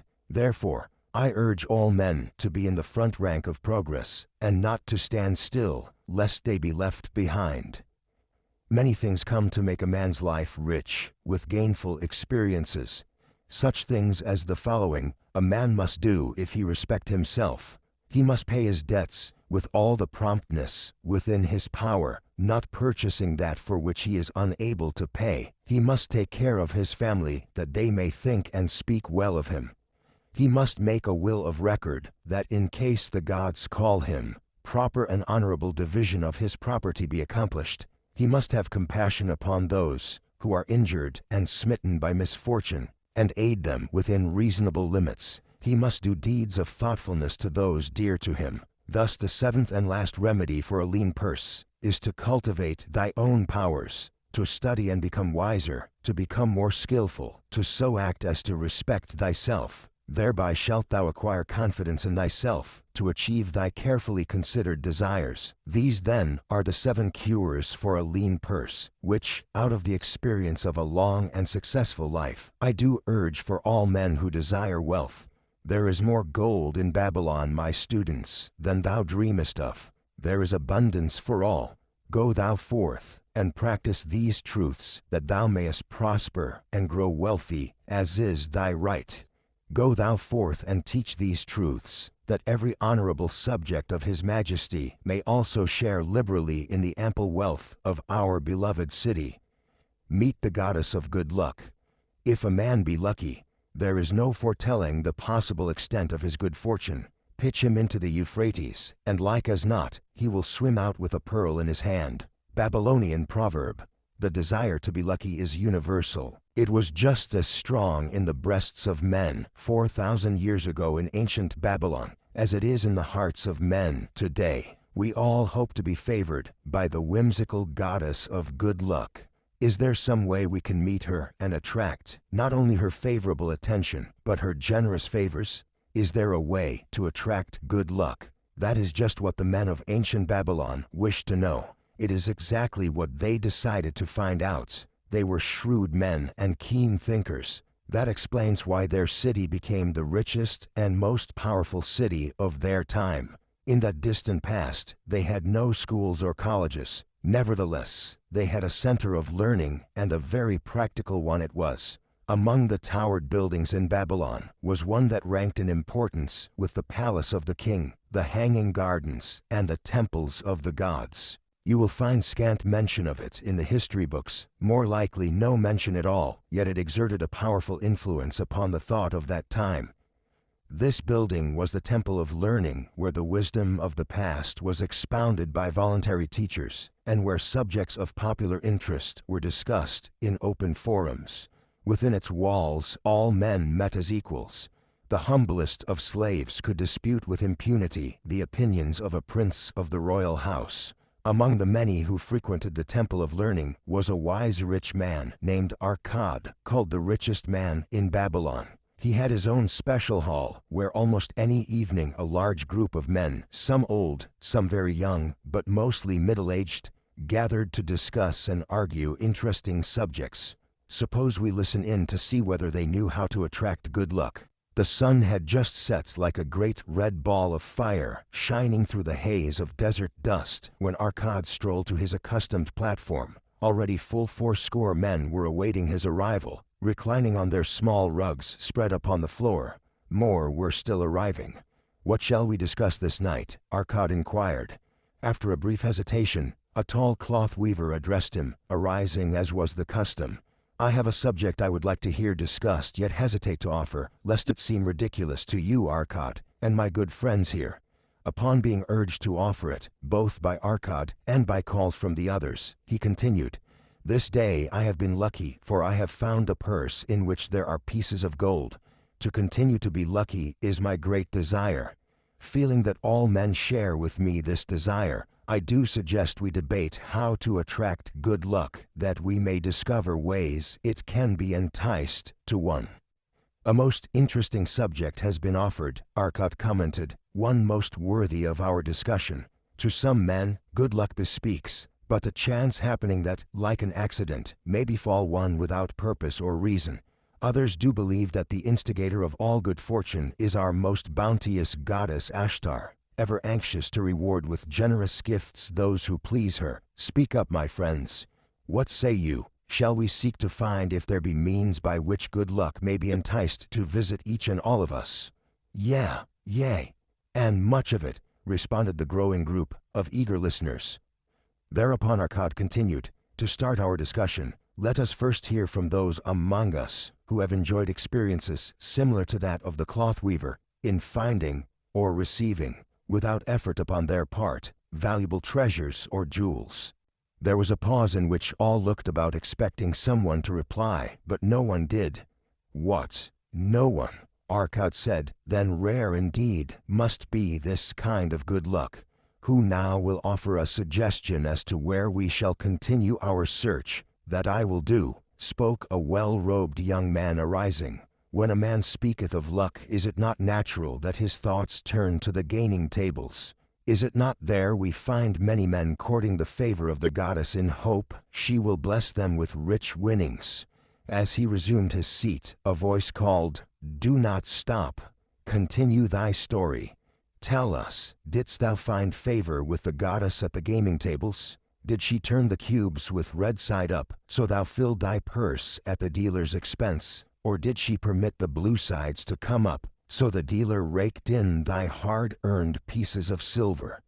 The young man joined the good-natured laughter, then replied, "I am not averse to admitting she seemed not to know I was even there. But how about the rest of you? Have you found her waiting about such places to roll the cubes in your favor? We are eager to hear, as well as to learn." "A wise start," broke in Arcad. We meet here to consider all sides of each question. To ignore the gaming table would be to overlook an instinct common to most men, the love of taking a chance with a small amount of silver in the hope of winning much gold. "That doth remind me of the races but yesterday," called out another listener. If the goddess frequents the gaming tables, certainly she does not overlook the races where the gilded chariots and the foaming horses offer far more excitement. Tell us honestly, Arkad, didst she whisper to you to place your bet upon those gray horses from the Navy yesterday? I was standing just behind thee, and could scarce believe my ears when I heard thee place thy bet upon the Greys. Thou knowest as well as any of us that no team in all Assyria can beat our beloved Bays in a fair race. Didst the goddess whisper in thy ear to bet upon the Greys, because at the last turn the inside black would stumble and so interfere with our Bays that the Greys would win the race and score an unearned victory? Arkad smiled indulgently at the banter. What reason have we to feel the good goddess would take that much interest in any man's bet upon a horse race? To me, she is a goddess of love and dignity, whose pleasure it is to aid those who are in need and to reward those who are deserving. I look to find her, not at the gaming tables, or the races where men lose more gold than they win, but in other places where the doings of men are more worthwhile and more worthy of reward. In tilling the soil, in honest trading, in all of man's occupations, there is opportunity to make a profit upon his efforts and his transactions. Perhaps not all the time will he be rewarded, because sometimes his judgment may be faulty, and other times the winds and the weather may defeat his efforts. Yet, if he persists, he may usually expect to realize his profit. This is so because the chances of profit are always in his favor.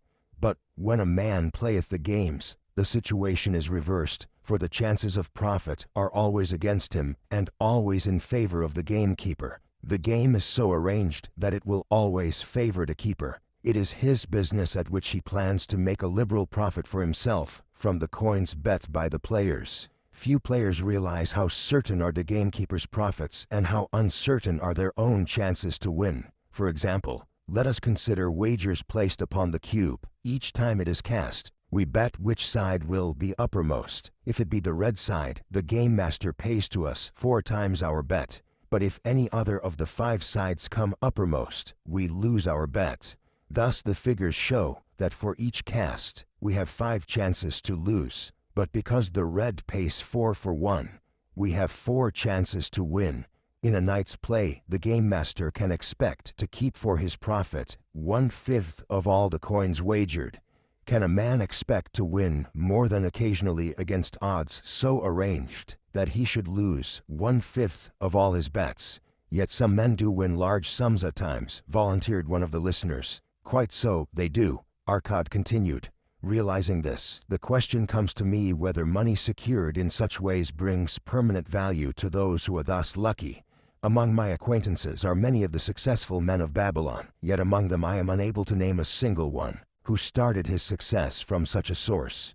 You who are gathered here tonight know many more of our substantial citizens. To me it would be of much interest to learn how many of our successful citizens can credit the gaming tables with their start to success. Suppose each of you tell of those you know. What say you? After a prolonged silence, a wag ventured, "Wouldst thy inquiry include the gamekeepers?" "If you think of no one else," Arkad responded. "If not one of you can think of anyone else, then how about yourselves?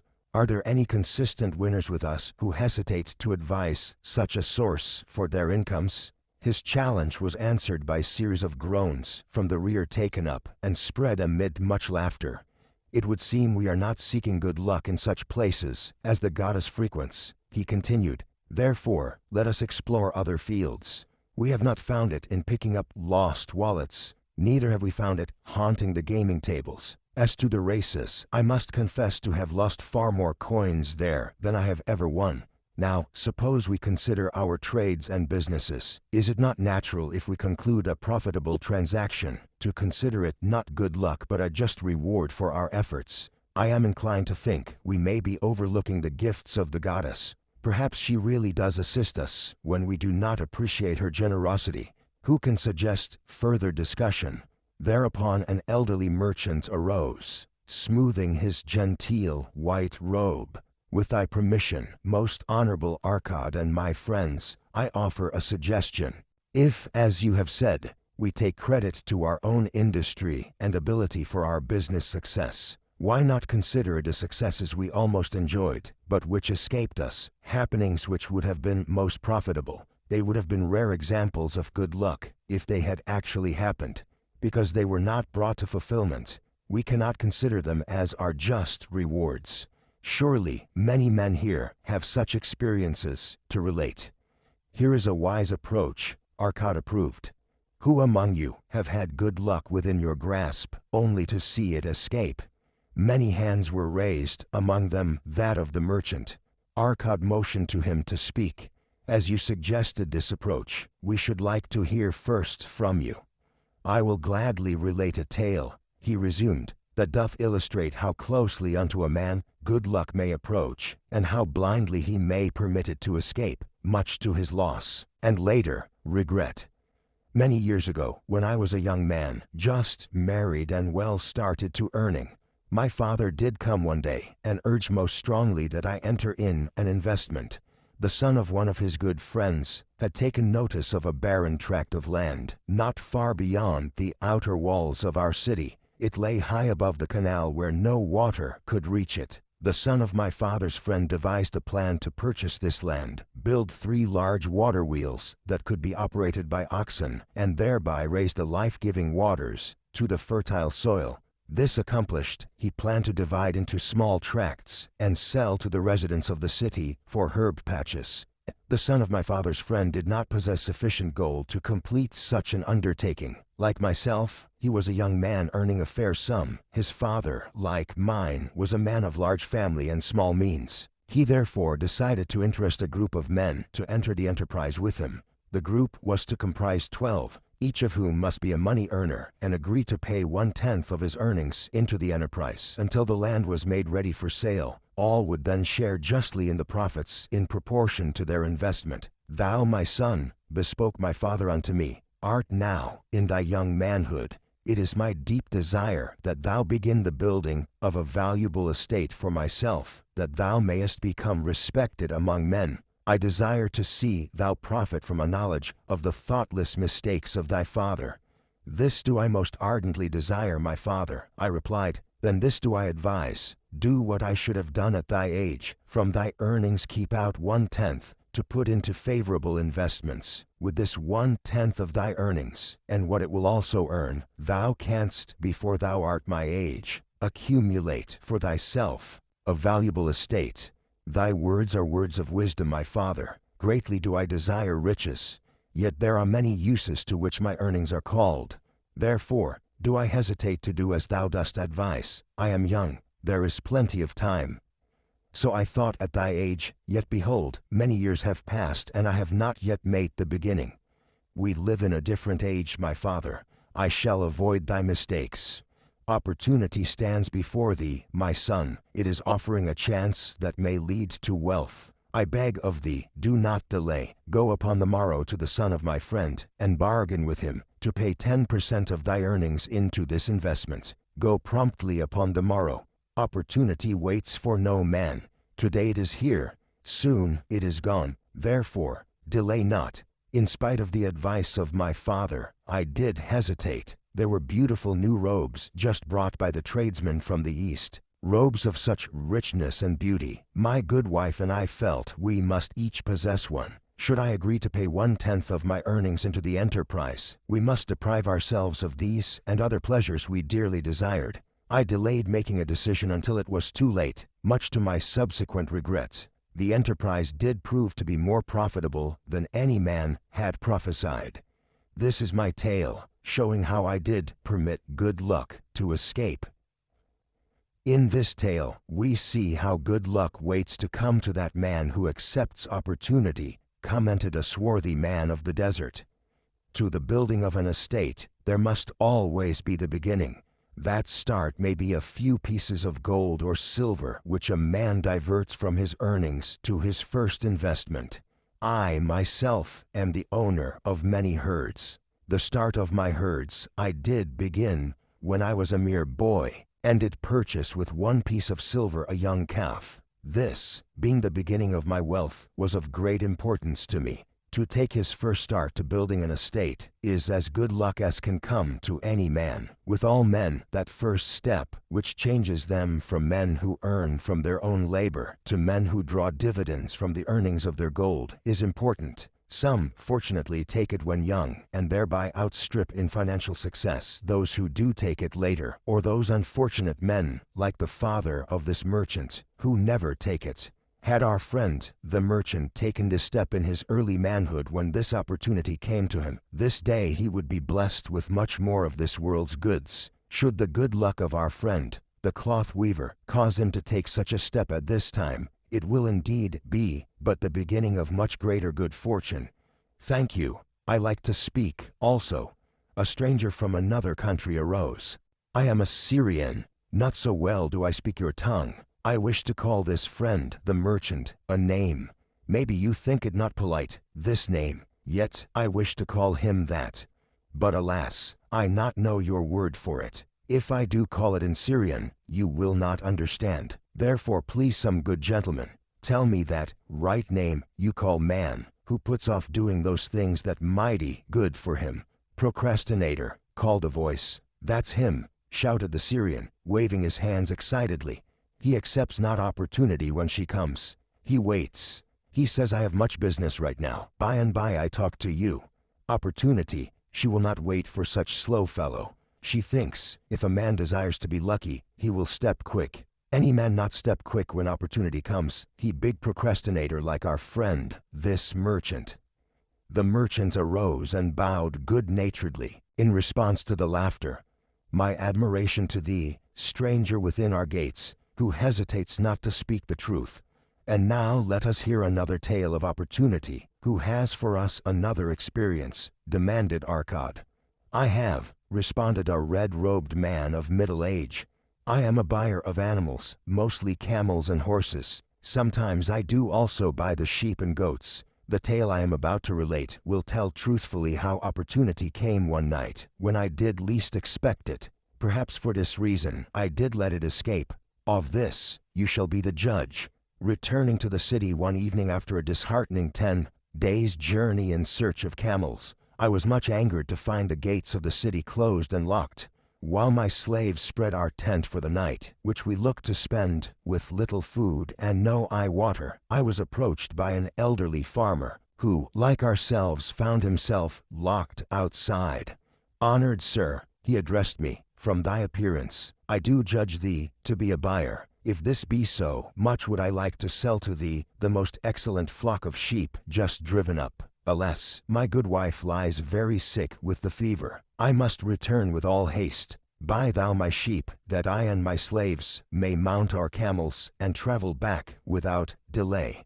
So dark it was that I could not see his flock, but from the bleating I did know it must be large. Having wasted 10 days searching for camels I could not find, I was glad to bargain with him. In his anxiety, he did set a most reasonable price. I accepted, well knowing my slaves could drive the flock through the city gates in the morning and sell at a substantial profit. The bargain concluded, I called my slaves to bring torches that we might count the flock, which the farmer declared to contain 900. I shall not burden you, my friends, with a description of our difficulty in attempting to count so many thirsty, restless, milling sheep. It proved to be an impossible task. Therefore, I bluntly informed the farmer I would count them at daylight and pay him then.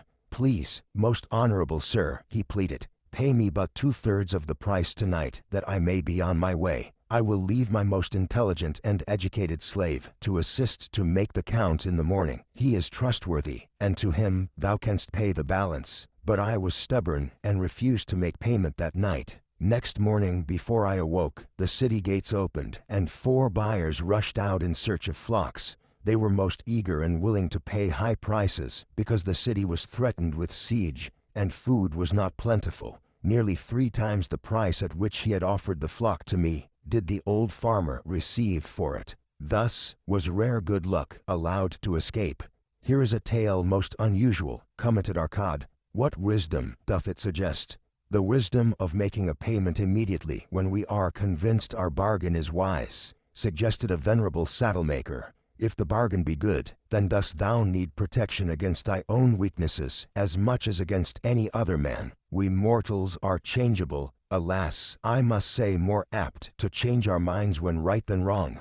Wrong, we are stubborn indeed. Right, we are prone to vacillate and let opportunity escape. My first judgment is my best, yet always have I found it difficult to compel myself to proceed with a good bargain when made. Therefore, as a protection against my own weaknesses, I do make a prompt deposit thereon. This doth save me from later regrets for the good luck that should have been mine. Thank you. Again I like to speak. The Syrian was upon his feet once more. These tales much alike.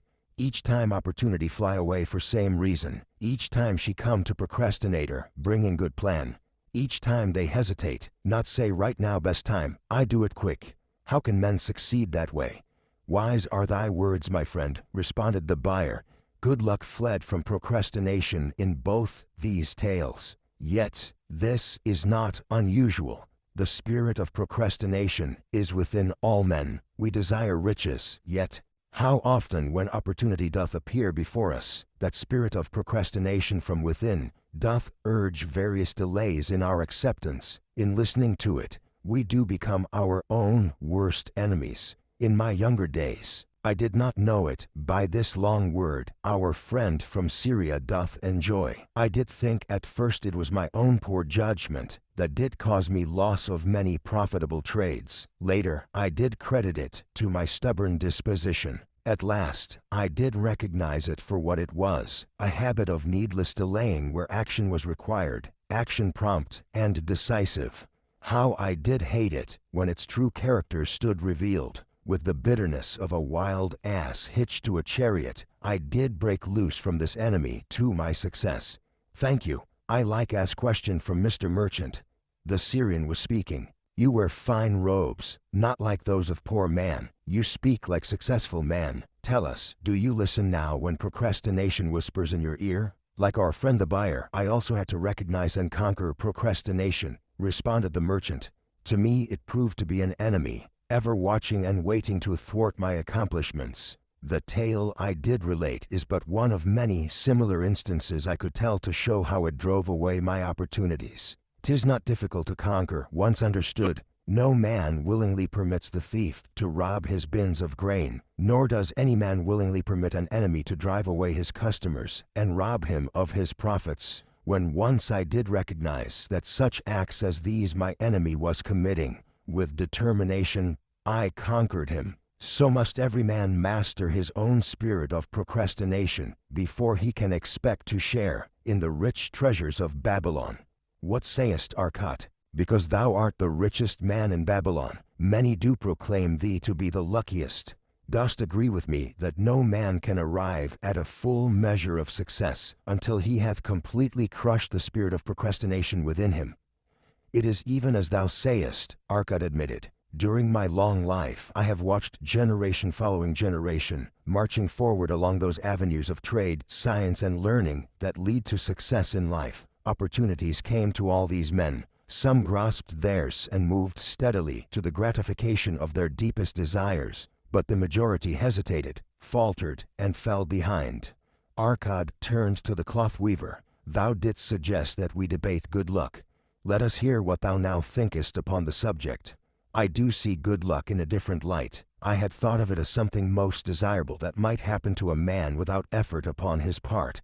Now, I do realize such happenings are not the sort of thing one may attract to himself. From our discussion, have I learned that to attract good luck to oneself, it is necessary to take advantage of opportunities. Therefore, in the future I shall endeavor to make the best of such opportunities as do come to me. Thou hast well grasped the truths brought forth in our discussion, Arcad replied. Good luck, we do find, often follows opportunity, but seldom comes otherwise. Our merchant friend would have found great good luck had he accepted the opportunity the good goddess did present to him. Our friend the buyer, likewise, would have enjoyed good luck had he completed the purchase of the flock and sold at such a handsome profit. We did pursue this discussion to find a means by which good luck could be enticed to us. I feel that we have found the way. Both the tales did illustrate how good luck follows opportunity. Herein lies a truth that many similar tales of good luck, won or lost, could not change. The truth is this: good luck can be enticed by accepting opportunity.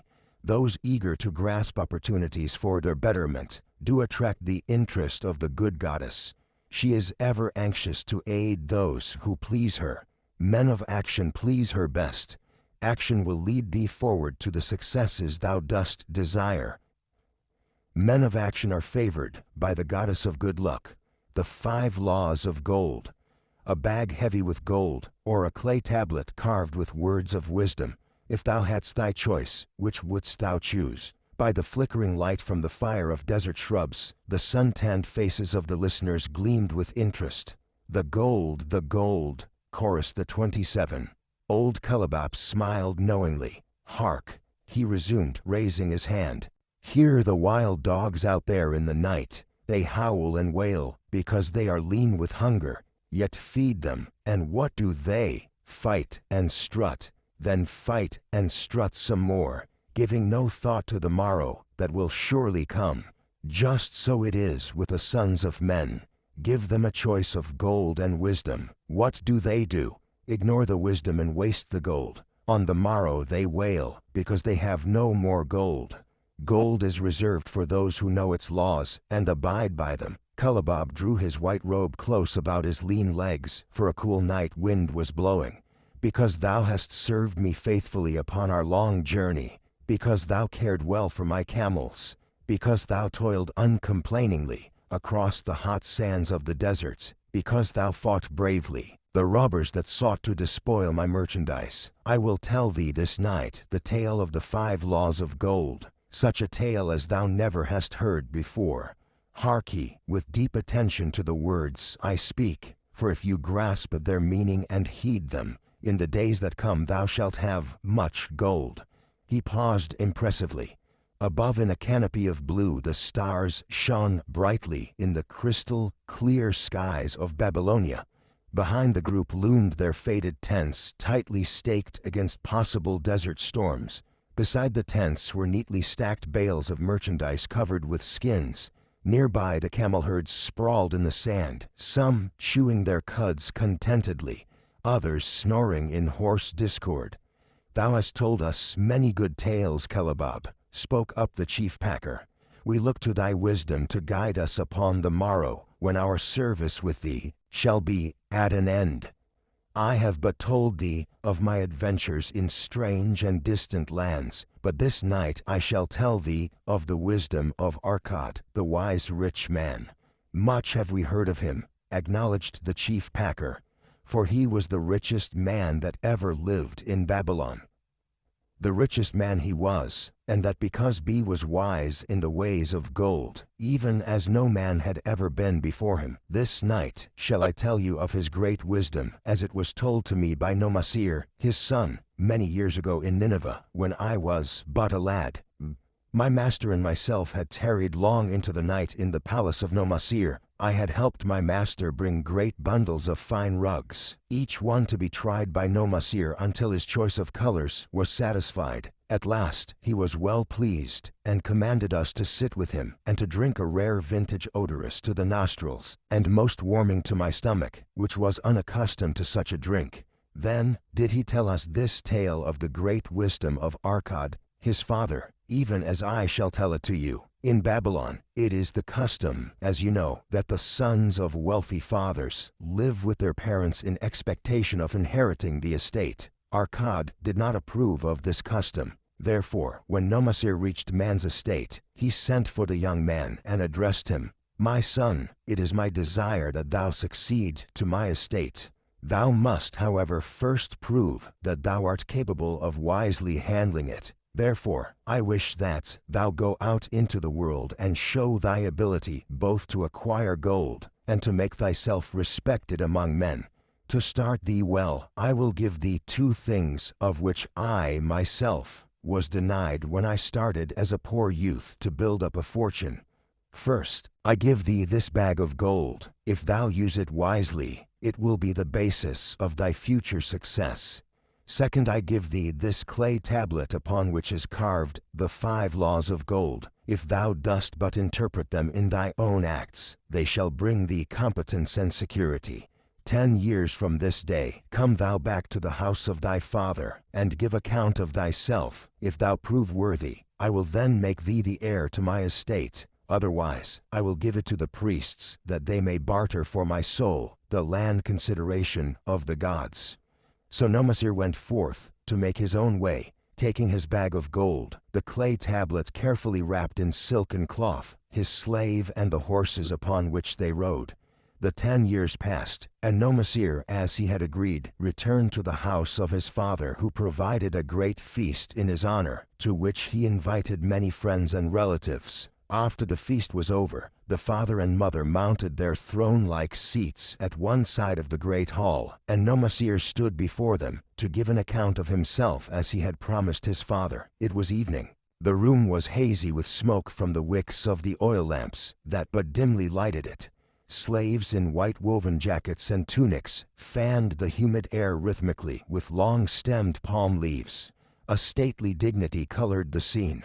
The wife of Nomasir and his 2 young sons, with friends and other members of the family, sat upon rugs behind him, eager listeners. "My father," he began deferentially, "I bow before thy wisdom. 10 years ago, when I stood at the gates of manhood, thou bade me go forth and become a man among men, instead of remaining a vassal to thy fortune. Thou gave me liberally of thy gold. Thou gave me liberally of thy wisdom. Of the gold, alas, I must admit of a disastrous handling. It fled indeed from my inexperienced hands, even as a wild hare flees at the first opportunity from the youth who captures it." The father smiled indulgently. "Continue, my son. Thy tale interests me in all its details." "I decided to go to Nineveh, as it was a growing city, believing that I might find there opportunities. I joined a caravan, and among its members made numerous friends. 2 well-spoken men, who had a most beautiful white horse as fleet as the wind, were among these. As we journeyed, they told me in confidence that in Nineveh was a wealthy man who owned a horse so swift that it had never been beaten. Its owner believed that no horse living could run with greater speed. Therefore, would he wager any sum, however large, that his horse could outspeed any horse in all Babylonia? Compared to their horse, so my friends said, it was but a lumbering ass that could be beaten with ease. They offered, as a great favor, to permit me to join them in a wager. I was quite carried away with the plan. Our horse was badly beaten, and I lost much of my gold." The father laughed. "Later, I discovered that this was a deceitful plan of these men, and they constantly journeyed with caravans seeking victims. You see, the man in Nineveh was their partner and shared with them the bets he won. This shrewd deceit taught me my first lesson in looking out for myself. I was soon to learn another, equally bitter. In the caravan was another young man with whom I became quite friendly. He was the son of wealthy parents and, like myself, journeying to Nineveh to find a suitable location. Not long after our arrival, he told me that a merchant had died, and his shop with its rich merchandise and patronage could be secured at a paltry price, saying that we would be equal partners, but first he must return to Babylon to secure his gold. He prevailed upon me to purchase the stock with my gold, agreeing that his would be used later to carry on our venture. He long delayed the trip to Babylon, proving in the meantime to be an unwise buyer and a foolish spender. I finally put him out, but not before the business had deteriorated to where we had only unsaleable goods and no gold to buy other goods. I sacrificed what was left to an Israelite for a pitiful sum. Soon there followed, I tell you, my father, bitter days. I sought employment and found it not, for I was without trade or training that would enable me to earn. I sold my horses, I sold my slave, I sold my extra robes that I might have food and a place to sleep. But each day grim want crouched closer. But in those bitter days I remembered thy confidence in me, my father. Thou hadst sent me forth to become a man, and this I was determined to accomplish. The mother buried her face and wept softly.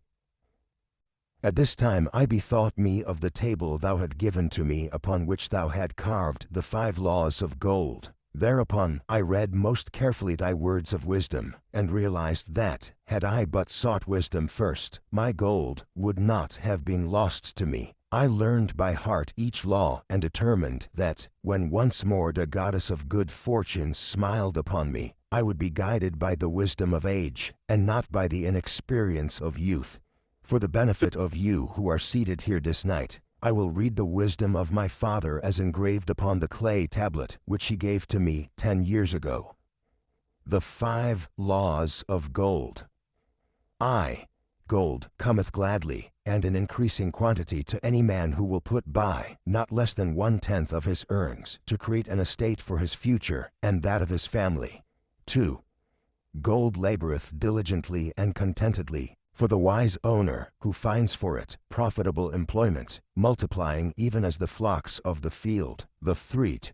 Gold clingeth to the protection of the cautious owner, who invests it under the advice of men wise in its handling. 4. Gold slippeth away from the man who invests it in businesses or purposes with which he is not familiar, or which are not approved by those skilled in its keep. Gold flees the man who would force it to impossible earnings, or who followeth the alluring advice of tricksters and schemers, or who trusts it to his own inexperience and romantic desires in investment. These are the 5 laws of gold as written by my father. I do proclaim them as of greater value than gold itself, as I will show by the continuance of my tale. He again faced his father. I have told thee of the depth of poverty and despair to which my inexperience brought me. However, there is no chain of disasters that will not come to an end. Mine came when I secured employment managing a crew of slaves working upon the new outer wall of the city. Profiting from my knowledge of the 1st law of gold, I saved a copper from my first earnings, adding to it at every opportunity until I had a piece of silver. It was a slow procedure, for one must live. I did spend grudgingly, I admit, because I was determined to earn back before the 10 years were over as much gold as you, my father, had given to me. One day the slave master, with whom I had become quite friendly, said to me, "Thou art a thrifty youth who spends not wantonly what he earns. Hast thou gold put by that is not earning?" "Yes," I replied. "It is my greatest desire to accumulate gold to replace that which my father gave to me, and which I have lost. 'Tis a worthy ambition, I will grant. And do you know that the gold which you have saved can work for you and earn much more gold?" Alas, my experience has been bitter, for my father's gold has fled from me, and I am in much fear lest my own do the same. "If thou hast confidence in me, I will give thee a lesson in the profitable handling of gold," he replied. "Within a year, the outer wall will be complete and ready for the great gates of bronze that will be built at each entrance to protect the city from the king's enemies. In all Nineveh, there is not enough metal to make these gates, and the king has not thought to provide it. Here is my plan. A group of us will pool our gold and send a caravan to the mines of copper and tin, which are distant, and bring to Nineveh the metal for the gates. When the king says, 'Make the great gates,' we alone can supply the metal, and a rich price he will pay. If the king will not buy from us, we will yet have the metal which can be sold for a fair price." In his offer, I recognized an opportunity to abide by the 3rd law and invest my savings under the guidance of wise men. Nor was I disappointed. Our pool was a success, and my small store of gold was greatly increased by the transaction. In due time, I was accepted as a member of this same group in other ventures. They were men wise in the profitable handling of gold. They talked over each plan presented with great care before entering upon it. They would take no chance on losing their principal or tying it up in unprofitable investments from which their gold could not be recovered. Such foolish things as the horse race and the partnership into which I had entered with my inexperience would have had scant consideration with them. They would have immediately pointed out their weaknesses. Through my association with these men, I learned to safely invest gold to bring profitable returns. As the years went on, My treasure increased more and more rapidly. I not only made back as much as I lost, but much more. Through my misfortunes, my trials, and my success, I have tested time and again the wisdom of the 5 laws of gold, my Father, and have proven them true in every test. To him who is without knowledge of the 5 laws, gold comes not often and goeth away quickly. But to him who abide by the 5 laws, gold comes and works as his dutiful slave. Nomasir ceased speaking and motioned to a slave in the back of the room. The slave brought forward, one at a time, 3 heavy leather bags. One of these Nomasir took and placed upon the floor before his father, addressing him again. Thou didst give to me a bag of gold, Babylon gold. Behold, in its place, I do return to thee a bag of Nineveh gold of equal weight and equal exchange, as all will agree. Thou didst give to me a clay tablet inscribed with wisdom. Behold, in its stead, I do return 2 bags of gold. So saying, he took from the slave the other 2 bags, and likewise placed them upon the floor before his father. This I do to prove to thee, my father, of how much greater value I consider thy wisdom than thy gold. Yet who can measure in bags of gold the value of wisdom? Without wisdom, gold is quickly lost by those who have it. But with wisdom, gold can be secured by those who have it not, as these 3 bags of gold do prove. It does indeed give to me the deepest satisfaction, my Father, to stand before thee and say that because of thy wisdom, I have been able to become rich and respected before men. The father placed his hand fondly upon the head of Nomasir. Thou hast learned well thy lessons, and I am indeed fortunate to have a son to whom I may entrust my wealth. Kalabab ceased his tale and looked critically at his listeners. What means this to thee, this tale of Nomasir? He continued. Who amongst thee can go to thy father or to the father of thy wife and give an account of wise handling of his earnings? What would these venerable men think were you to say, I have traveled much, and learned much, and labored much, and earned much, yet, alas, of gold I have little. Some I spent wisely, some I spent foolishly, and much I lost in unwise ways. Dost still think it but an inconsistency of fate that some men have much gold and others have not? Then you err. Men have much gold when they know the 5 laws of gold and abide thereby. Because I learned these 5 laws in my youth and abided by them, I have become a wealthy merchant. Not by some strange magic did I accumulate my wealth. Wealth that comes quickly goeth the same way. Wealth that stayeth to give enjoyment and satisfaction to its owner comes gradually, because it is a child born of knowledge and persistent purpose. To earn wealth is but a slight burden upon the thoughtful man. Bearing the burden consistently from year to year accomplishes the final purpose. The 5 laws of gold offer to thee a rich reward for their observance. Each of these 5 laws is rich with meaning, and lest thou overlook this in the briefness of my tale, I will now repeat them. I do know them each by heart, because in my youth I could see their value and would not be content until I knew them word for word. The first law of gold. Gold cometh gladly, and in increasing quantity, to any man who will put by not less than 1/10 of his earnings to create an estate for his future and that of his family. Any man who will put by 1/10 of his earnings consistently and invested wisely will surely create a valuable estate that will provide an income for him in the future and further guarantee safety for his family in case the gods call him to the world of darkness. This law always saith that gold cometh gladly to such a man. I can truly certify this in my own life. The more gold I accumulate, the more readily it comes to me, and in increased quantities. The gold which I save earns more, even as yours will, and its earnings earn more, and this is the working out of the first law. The second law of gold. Gold laboreth diligently and contentedly for the wise owner who finds for it profitable employment, multiplying even as the flocks of the field.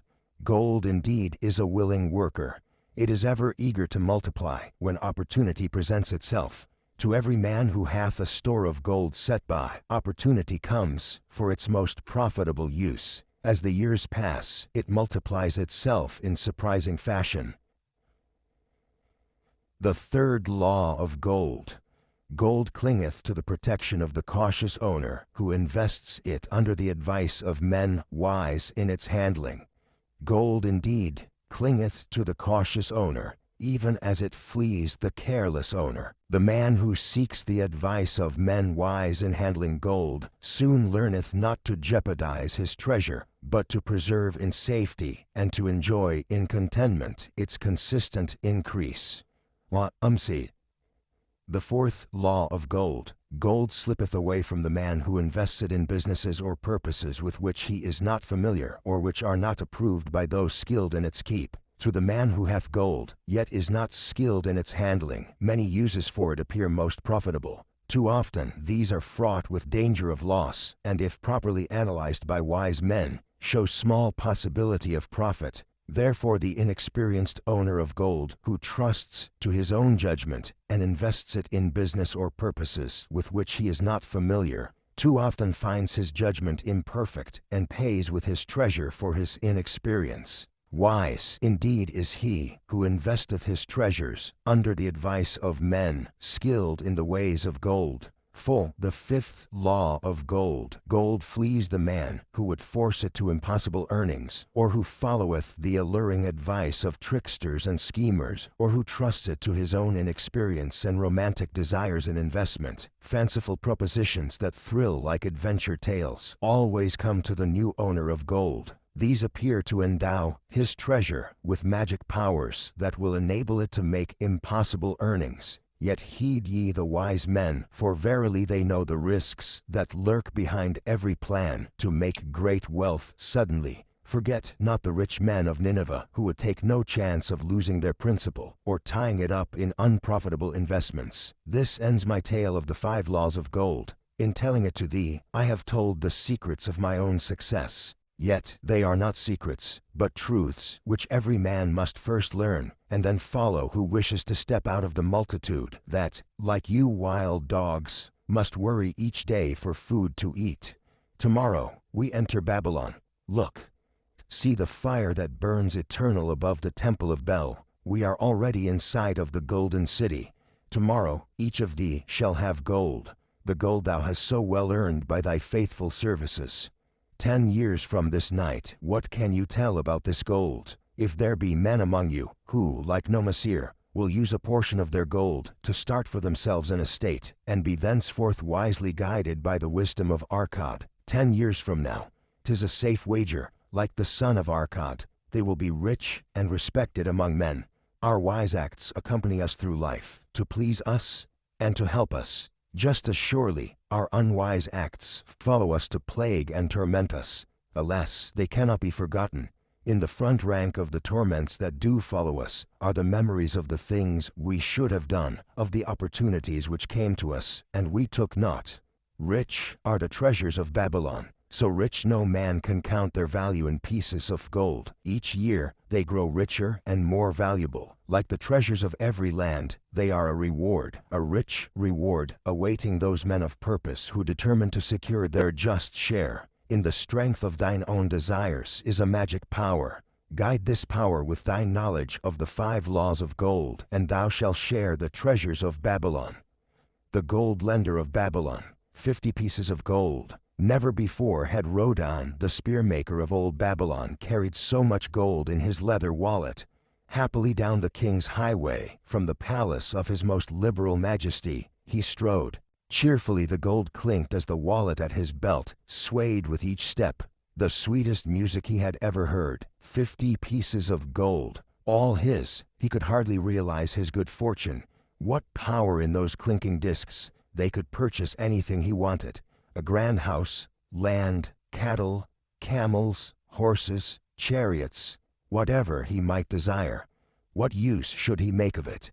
This evening, as he turned into a side street towards the home of his sister, he could think of nothing he would rather possess than those same glittering heavy pieces of gold, his to keep. It was upon an evening some days later that a perplexed Rodan entered the shop of Mathan, the lender of gold and dealer in jewels and rare fabrics.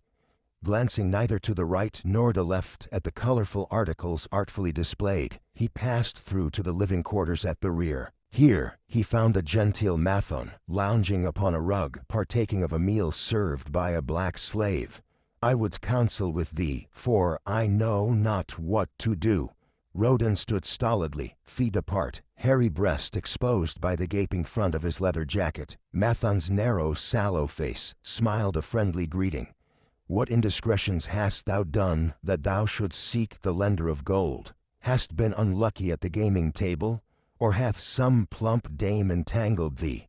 For many years have I known thee, yet never hast thou sought me to aid thee in thy troubles. No, no, not such as that. I seek no gold. Instead I crave thy wise advice. Hear what this man doth say. No one comes to the lender of gold for advice. My ears must play me false. They listen true. Can this be so? Rodan, the spear-maker, doth display more cunning than all the rest, for he comes to Mathon, not for gold, but for advice. Many men come to me for gold to pay for their follies, but as for advice, they want it not. Yet who is more able to advise than the lender of gold, to whom many men come in trouble?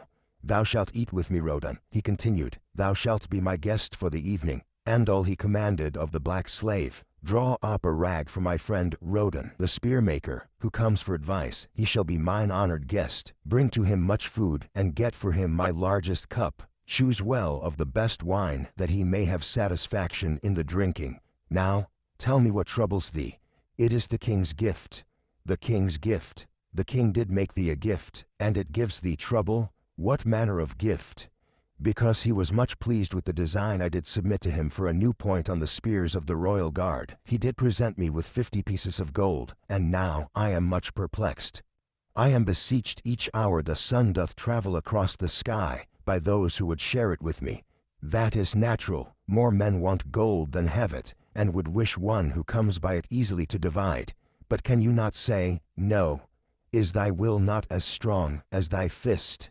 To many I can say no, yet sometimes it would be easier to say yes. Can one refuse to share with one's sister, to whom he is deeply devoted? Surely thy own sister would not wish to deprive thee of enjoying thy reward. But it is for the sake of Ahriman, her husband, whom she wishes to see a rich merchant. She does feel that he has never had a chance, and she beseeches me to loan to him this gold, that he may become a prosperous merchant and repay me from his profits." "My friend," resumed Mathon, "'tis a worthy subject thou bringest to discuss. Gold bringeth unto its possessor responsibility and a changed position with his fellow men. It bringeth fear lest he lose it, or it be tricked away from him. It bringeth a feeling of power and ability to do good.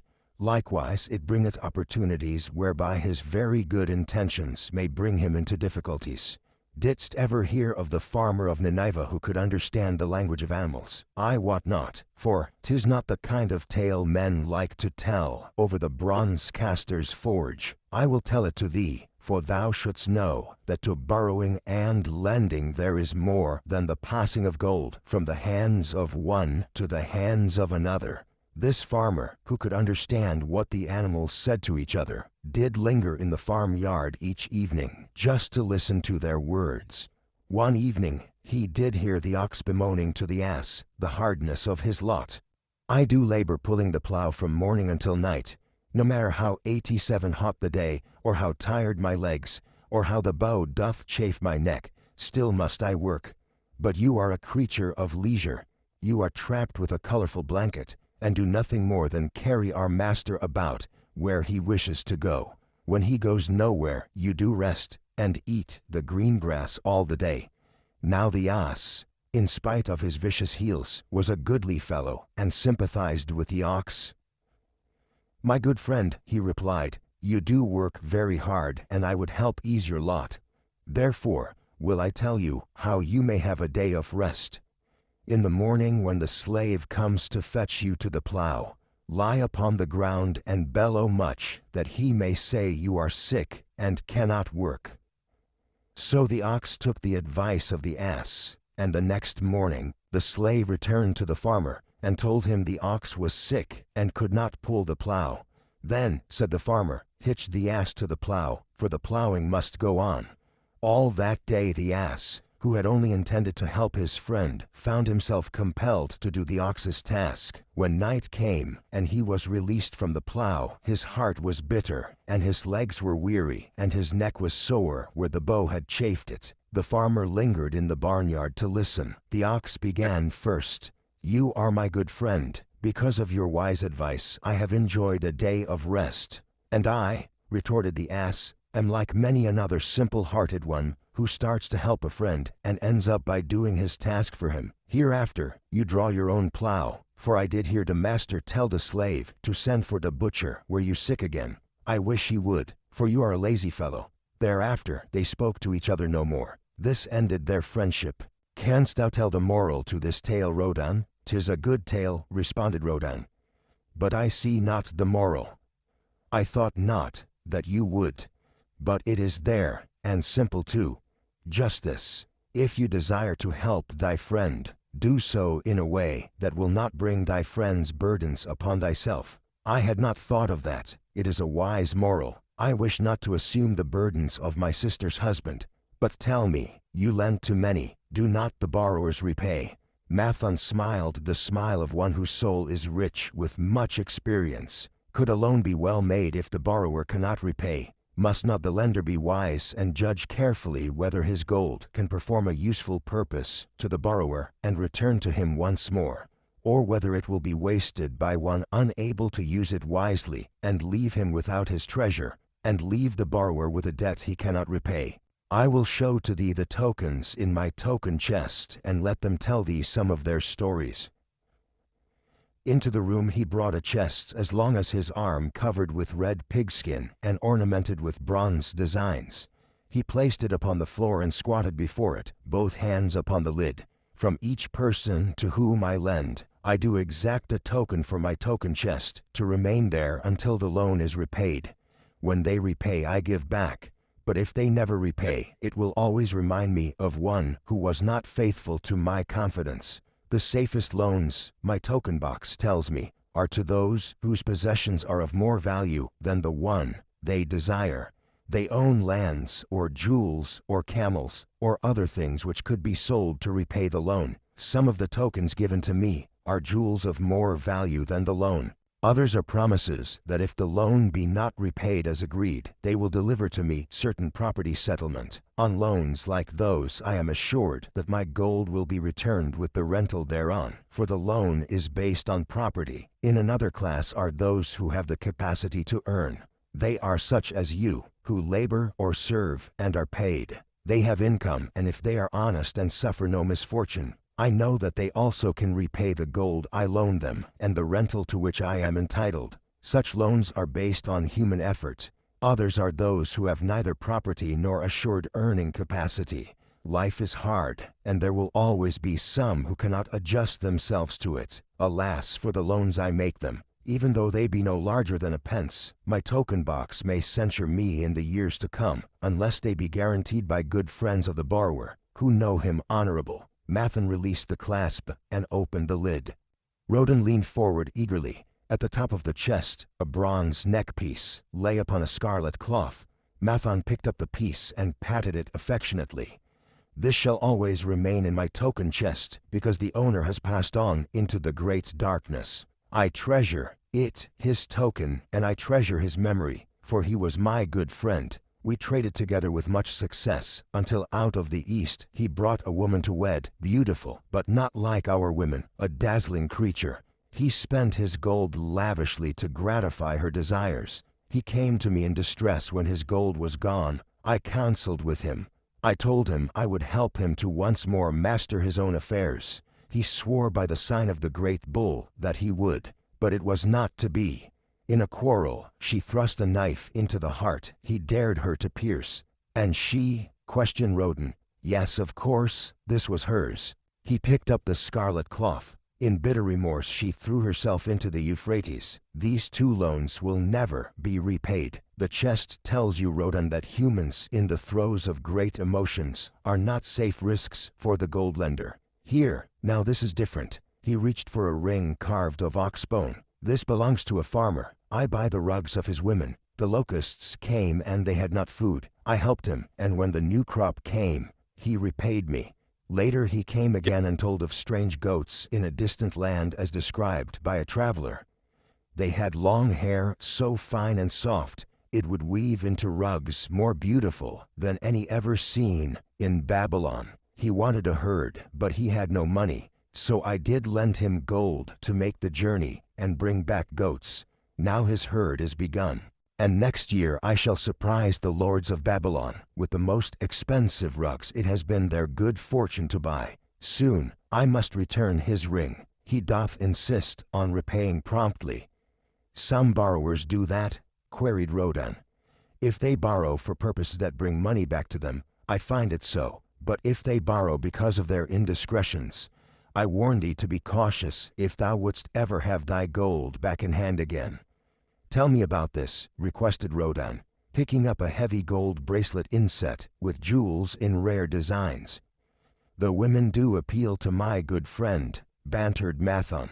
I am still much younger than you, retorted Rodan. I grant that, but this time thou doth suspicion romance where it is not. The owner of this is fat and wrinkled, and doth talk so much and say so little, she drives me mad. Once they had much money and were good customers, but ill times came upon them. She has a son of whom she would make a merchant, so she came to me and borrowed gold that he might become a partner of a caravan owner, who travels with his camels bartering in one city what he buys in another. This man proved the rascal, for he left the poor boy in a distant city without money and without friends, pulling out early while the youth slept. Perhaps when this youth has grown to manhood, he will repay. Until then I get no rental for the loan, only much talk. But I do admit the jewels are worthy of the loan. Did this lady ask thy advice as to the wisdom of the loan? Quite otherwise. She had pictured to herself this son of hers as a wealthy and powerful man of Babylon. To suggest the contrary was to infuriate her, a fair rebuke I had. I knew the risk for this inexperienced boy, but as she offered security, I could not refuse her. This, continued Mathan, waving a bit of pack rope tied into a knot, belongs to Nebatur, the camel trader. When he would buy a herd larger than his funds, he brings to me this knot, and I lend to him according to his needs. He is a wise trader. I have confidence in his good judgment, and can lend him freely. Many other merchants of Babylon have my confidence because of their honorable behavior. Their 92 tokens come and go frequently in my token box. Good merchants are an asset to our city, and it profits me to aid them to keep trade moving, that Babylon be prosperous. Mathon picked out a beetle carved in turquoise and tossed it contemptuously on the floor. A bug from Egypt. The lad who owns this does not care whether I ever receive back my gold. When I reproach him, he replies, "How can I repay when ill fate pursues me? You have plenty more." What can I do? The token is his father's, a worthy man of small means, who did pledge his land and herd to back his son's enterprises. The youth found success at first, and then was over-zealous to gain great wealth. His knowledge was immature. His enterprises collapsed. Youth is ambitious. Youth would take shortcuts to wealth and the desirable things for which it stands. To secure wealth quickly, youth often borrows unwisely. Youth, never having had experience, cannot realize that hopeless debt is like a deep pit into which one may descend quickly, and where one may struggle vainly for many days. It is a pit of sorrow and regrets, where the brightness of the sun is overcast, and night is made unhappy by restless sleeping. Yet, I do not discourage borrowing gold. I encourage it. I recommend it, if it be for a wise purpose. I myself made my first real success as a merchant with borrowed gold. Yet, what should the lender do in such a case? The youth is in despair and accomplishes nothing. He is discouraged. He makes no effort to repay. My heart turns against depriving the father of his land and cattle. You tell me much that I am interested to hear, ventured Rodan, but I hear no answer to my question. Should I lend my 50 pieces of gold to my sister's husband? They mean much to me. Thy sister is a sterling woman whom I do much esteem. Should her husband come to me and ask to borrow 50 pieces of gold, I should ask him for what purpose he would use it. If he answered that he desired to become a merchant like myself and deal in jewels and rich furnishings, I would say, What knowledge have you of the ways of trade? Do you know where you can buy at lowest cost? Do you know where you can sell at a fair price? Could he say yes to these questions? No, he could not, Rodan admitted. He has helped me much in making spears, and he has helped some in the shops.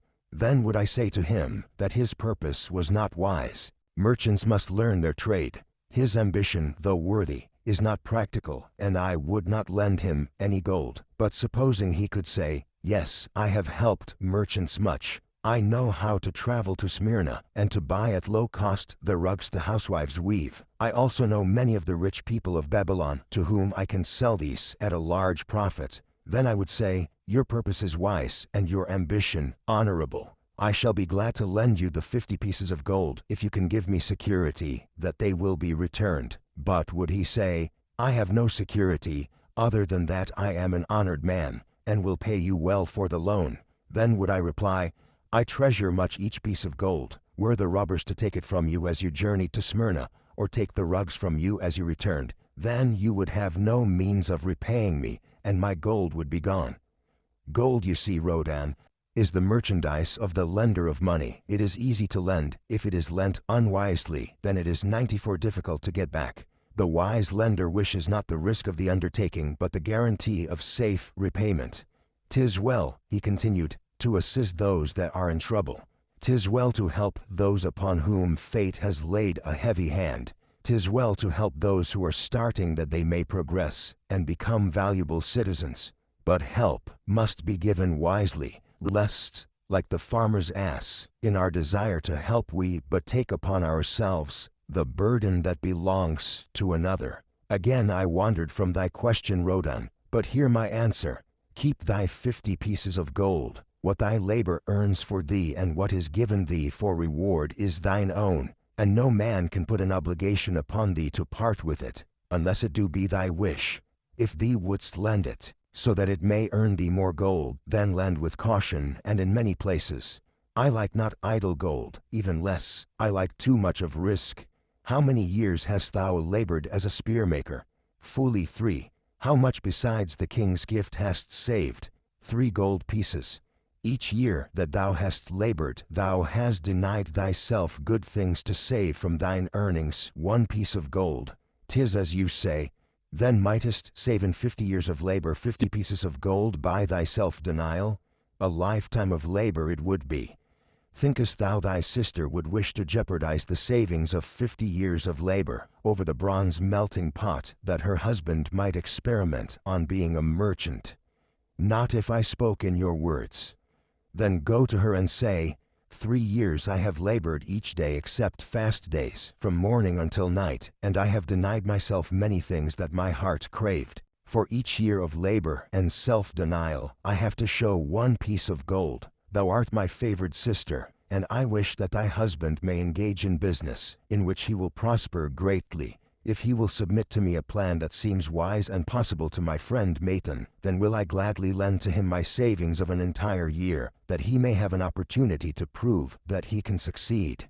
Do that, I say, and if he has within him the soul to succeed, he can prove it. If he fails, he will not owe thee more than he can hope some day to repay. I am a gold lender because I own more gold than I can use in my own trade. I desire my surplus gold to labor for others, and thereby earn more gold. I do not wish to take risk of losing my gold, for I have labored much and denied myself much to secure it. Therefore, I will no longer lend any of it, where I am not confident that it is safe and will be returned to me.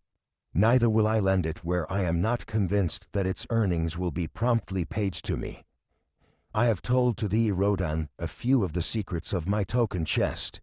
From them you may understand the weakness of men, and their eagerness to borrow that which they have no certain means to repay. From this you can see how often their high hopes of the great earnings they could make, if they but had gold, are but false hopes they have not the ability or training to fulfill. Thou, Rodan, now have gold which thou shouldst put to earning more gold for thee. Thou art about to become, even as I, a gold lender. If thou dost safely preserve thy treasure, it will produce liberal earnings for thee, and be a rich source of pleasure and profit during all thy days. But if thou dost let it escape from thee, It will be a source of constant sorrow and regret, as long as thy memory doth last. What desirest thou most of this gold in thy wallet? To keep it safe. Wisely spoken, replied Mithon approvingly. Thy first desire is for safety. Thinkest thou that in the custody of thy sister's husband it would be truly safe from possible loss? I fear not, for he is not wise in guarding gold. Then be not swayed by foolish sentiments of obligation to trust thy treasure to any person. If thou wouldst help thy family or thy friends, find other ways than risking the loss of thy treasure. Forget not that gold slippeth away in unexpected ways from those unskilled in guarding it. As well waste thy treasure in extravagance, as let others lose it for thee. What next, after safety, dost desire of this treasure of thine? That it earn more gold. Again thou speakest with wisdom. It should be made to earn and grow larger. Gold wisely lent may even double itself with its earnings before a man like you groweth old. If you risk losing it, you risk losing all that it would earn as well. Therefore, be not swayed by the fantastic plans of impractical men who think they see ways to force thy gold to make earnings unusually large. Such plans are the creations of dreamers unskilled in the safe and dependable laws of trade. Be conservative in what thou expect it to earn, that thou mayest keep and enjoy thy treasure. To hire it out with a promise of usurious returns is to invite loss. Seek to associate thyself with men and enterprises whose success is established, that thy treasure may earn liberally under their skillful use, and be guarded safely by their wisdom and experience. Thus mayest thou avoid the misfortunes that follow most of the sons of men, to whom the gods see fit to entrust gold. When Rodan would thank him for his wise advice, he would not listen, saying, "The king's gift shall teach thee much wisdom. If wouldst keep thy 50 pieces of gold, thou must be discreet indeed. Many uses will tempt thee. Much advice will be spoken to thee. Numerous opportunities to make large profits will be offered thee. The stories from my token box should warn thee, before thou let any piece of gold leave thy pouch, to be sure that thou hast the safe way to pull it back again. Should my further advice appeal to thee, return again. It is gladly given. Ere thou goest, read this which I have carved beneath the lid of my token box. It applies equally to the borrower and the lender. Better a little caution than a great regret. The walls of Babylon. Old Banzer, grim warrior of another day, stood guard at the passageway leading to the top of the ancient walls of Babylon. Up above, valiant defenders were battling to hold the walls. Upon them depended the future existence of this great city, with its hundreds of thousands of citizens. Over the walls came the roar of the attacking armies, the yelling of many men, the trampling of thousands of horses, the deafening boom of the battering rams pounding the bronzed gates. In the street behind the gate lounged the spearmen, waiting to defend the entrance should the gates give way. They were but few for the task. The main armies of Babylon were with their king, far away in the east on the great expedition against the Elamites.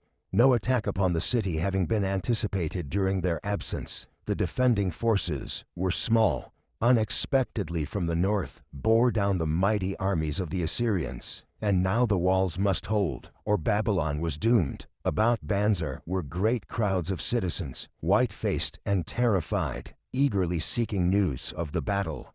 With hushed awe they viewed the stream of wounded and dead being carried or led out of the passageway. Here was the crucial point of attack.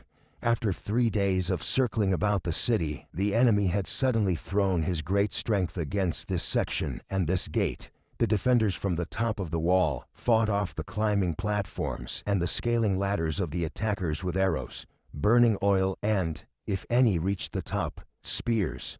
Against the defenders, thousands of the enemy's archers poured a deadly barrage of arrows. Old Banzar had the vantage point for news. He was closest to the conflict, and first to hear of each fresh repulse of the frenzied attackers. An elderly merchant crowded close to him, his palsied hands quivering. Tell me," he pleaded. "They cannot get in. My sons are with the good king. There is no one to protect my old wife. My goods, they will steal all. My food, they will leave nothing. We are old, too old to defend ourselves, too old for slaves. We shall starve. We shall die. Tell me they cannot get in." "Calm thyself, good merchant," the guard responded. "The walls of Babylon are strong. Go back to the bazaar and tell your wife that the walls will protect you and all of your possessions as safely as they protect the rich treasures of the king.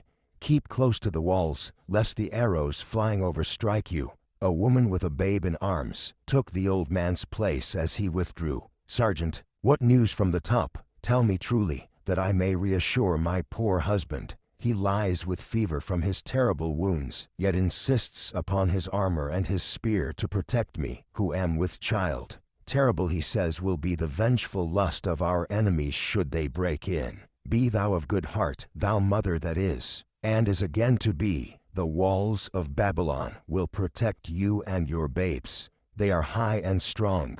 Hear ye not the yells of our valiant defenders, as they empty the cauldrons of burning oil upon the ladder scalers? Yes, that do I hear, and also the roar of the battering rams that do hammer at our gates.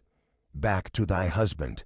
Tell him the gates are strong and withstand the rams. Also that the scalers climb the walls, but to receive the waiting spear thrust. Watch thy way, and hasten behind you buildings." Banzar stepped aside to clear the passage for heavily armed reinforcements. As with clanking bronze shields and heavy tread they tramped by, a small girl plucked at his girdle. "Tell me please, soldier, are we safe?" she pleaded. "I hear the awful noises. I see the men all bleeding. I am so frightened. What will become of our family, of my mother, little brother, and the baby?"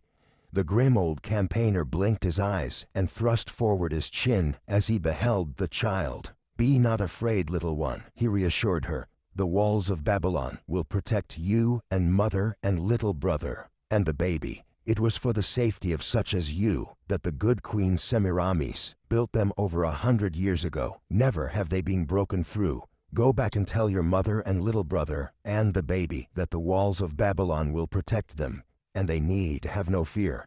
Day after day, old Banzar stood at his post and watched the reinforcements file up the passageway, there to stay and fight until wounded or dead they came down once more. Around him, unceasingly crowded the throngs of frightened citizens, eagerly seeking to learn if the walls would hold.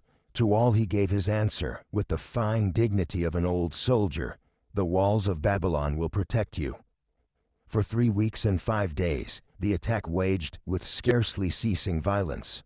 Harder and grimmer set the jaw of Banzar as the passage behind, wet with the blood of the many wounded, was churned into mud by the never-ceasing streams of men passing up and staggering down. Each day, the slaughtered attackers piled up in heaps before the wall. Each night they were carried back and buried by their comrades. Upon the 5th night of the 4th week, the clamor without diminished. The first streaks of daylight, illuminating the plains, disclosed great clouds of dust raised by the retreating armies. A mighty shout went up from the defenders. There was no mistaking its meaning. It was repeated by the waiting troops behind the walls. It was echoed by the citizens upon the streets. It swept over the city with the violence of a storm. People rushed from the houses. The streets were jammed with a throbbing mob. The pent-up fear of weeks found an outlet in the wild chorus of joy. From the top of the high tower of the Temple of Bel burst forth the flames of victory. Skyward floated the column of blue smoke to carry the message far and wide.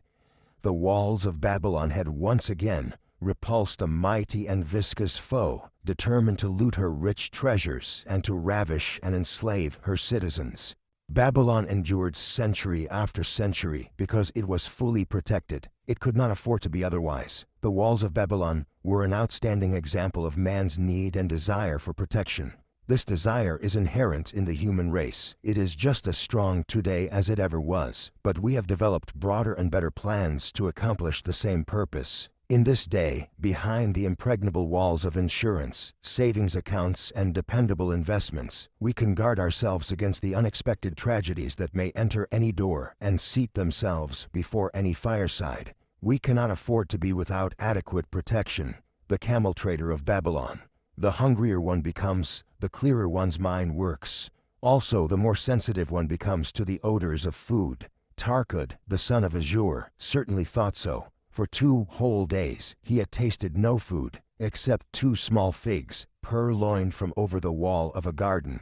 Not another could he grab before the angry woman rushed forth and chased him down the street. Her shrill cries were still ringing in his ears as he walked through the marketplace. They helped him to retrain his restless fingers from snatching the tempting fruits from the baskets of the market women.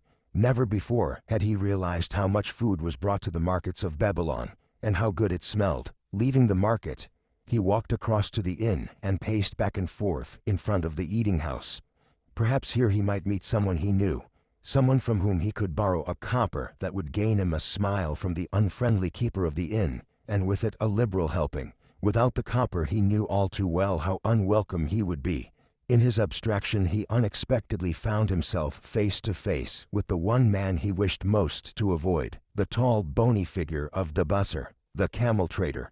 Of all the friends and others from whom he had borrowed small sums, Dabasir made him feel the most uncomfortable because of his failure to keep his promises to repay promptly.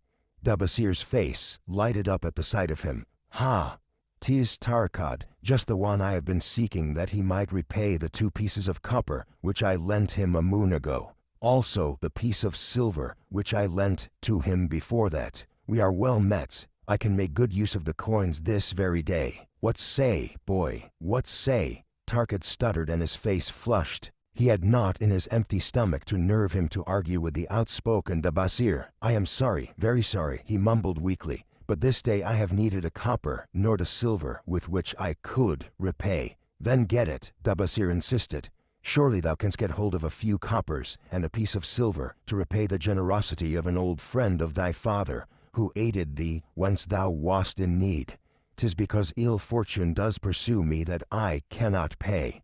"Ill fortune? Wouldst blame the gods for thine own weakness? Ill fortune pursues every man who thinks more of borrowing than of repaying. Come with me, boy, while I eat. I am hungry, and I would tell thee a tale." Tarkad flinched from the brutal frankness of Dabasir, but here at least was an invitation to enter the coveted doorway of the eating house. Dabasir pushed him to a far corner of the room where they seated themselves upon small rugs. When Kauskor, the proprietor, appeared smiling, Dabasir addressed him with his usual freedom. "Fat lizard of the desert, bring to me a leg of the goat, brown with much juice, and bread, and all of the vegetables, for I am hungry and want much food. Do not forget my friend here. Bring to him a jug of water, have it cooled, for the day is hot."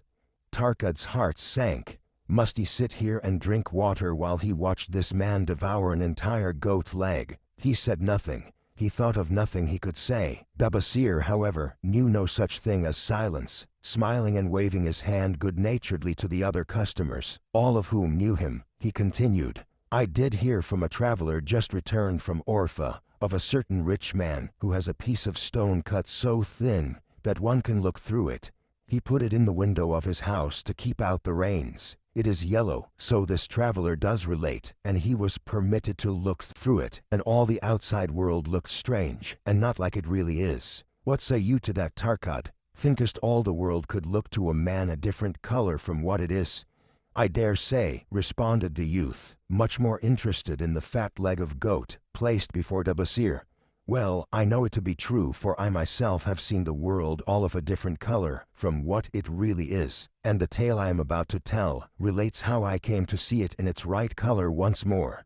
"Dabasir will tell a tale," whispered a neighboring diner to his neighbor, and dragged his rug close.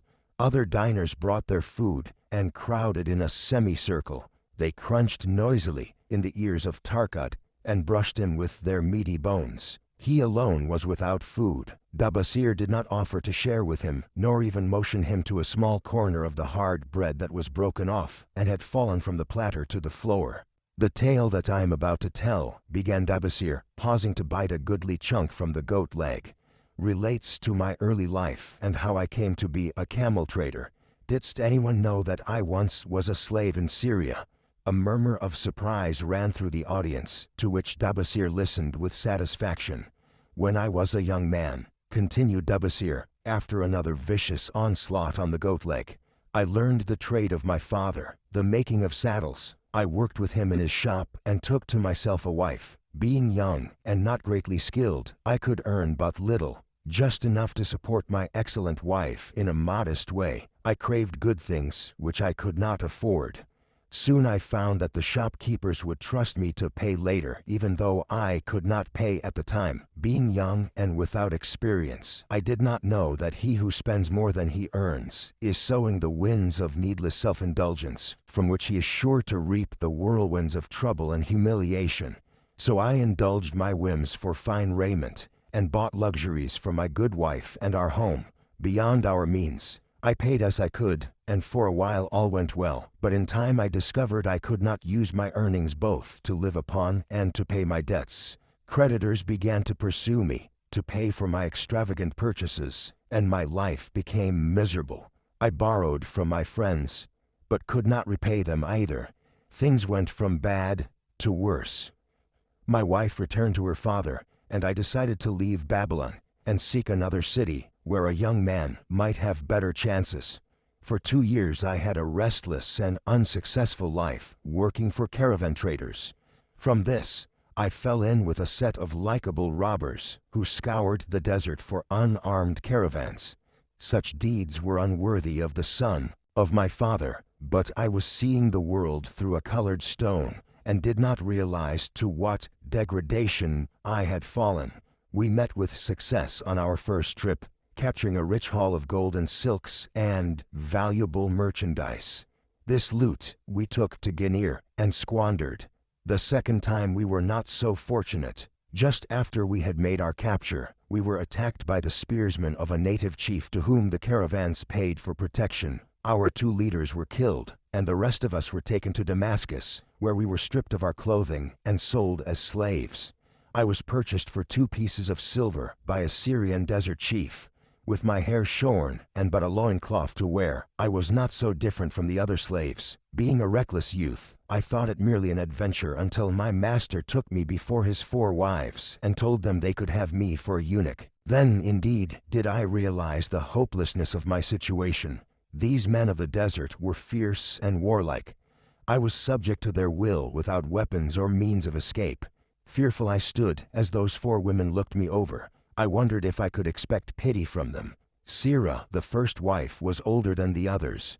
Her face was impassive as she looked upon me. I turned from her with little consolation. The next was a contemptuous beauty, who gazed at me as indifferently as if I had been a worm of the earth. The 2 younger ones tittered, as though it were all an exciting joke. It seemed an age that I stood waiting sentence. Each woman appeared willing for the others to decide. Finally, Sirah spoke up in a cold voice. "Of eunuchs we have plenty, but of camel tenders we have few, and they are a worthless lot.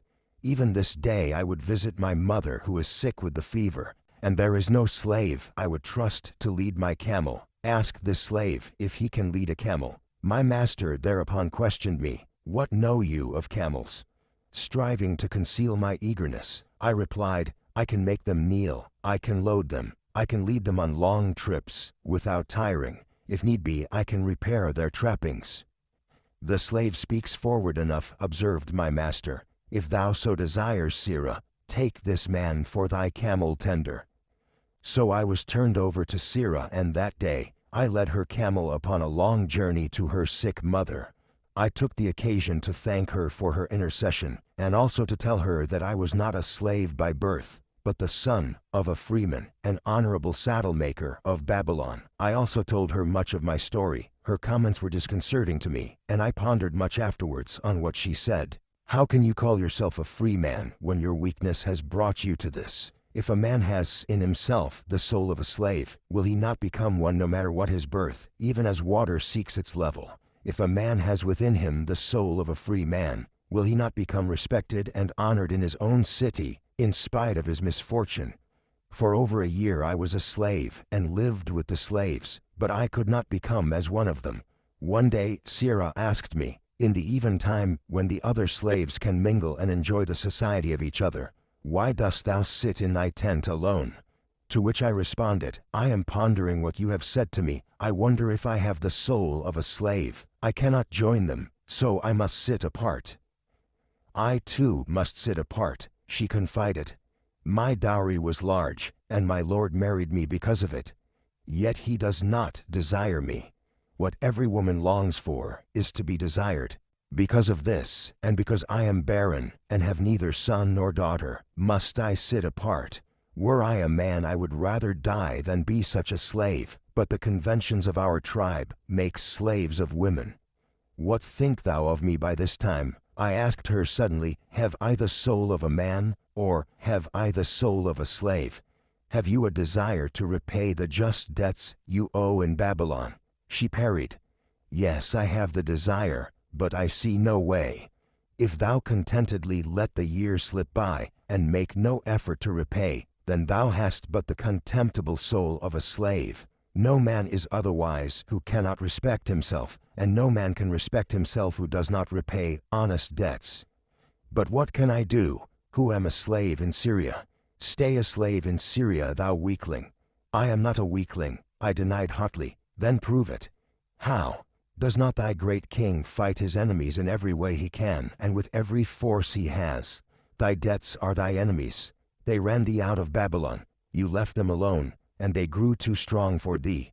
Hast fought them as a man, thou couldst have conquered them, and been one honored among the townspeople. But thou had not the soul to fight them, and behold, thy pride has gone down until thou art a slave in Syria. Much I thought over her unkind accusations, and many defensive phrases I worded to prove myself not a slave at heart, but I was not to have the chance to use them. 3 days later, the maid of Syra took me to her mistress.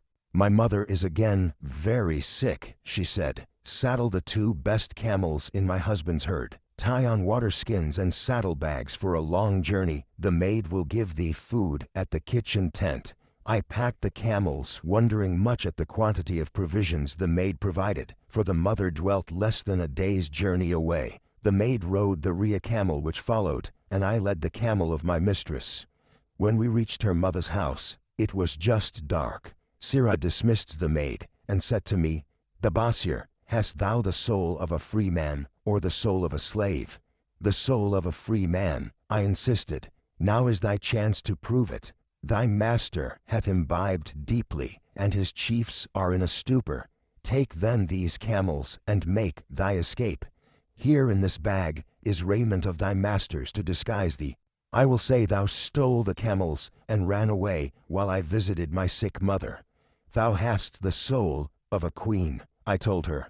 Much do I wish that I might lead thee to happiness.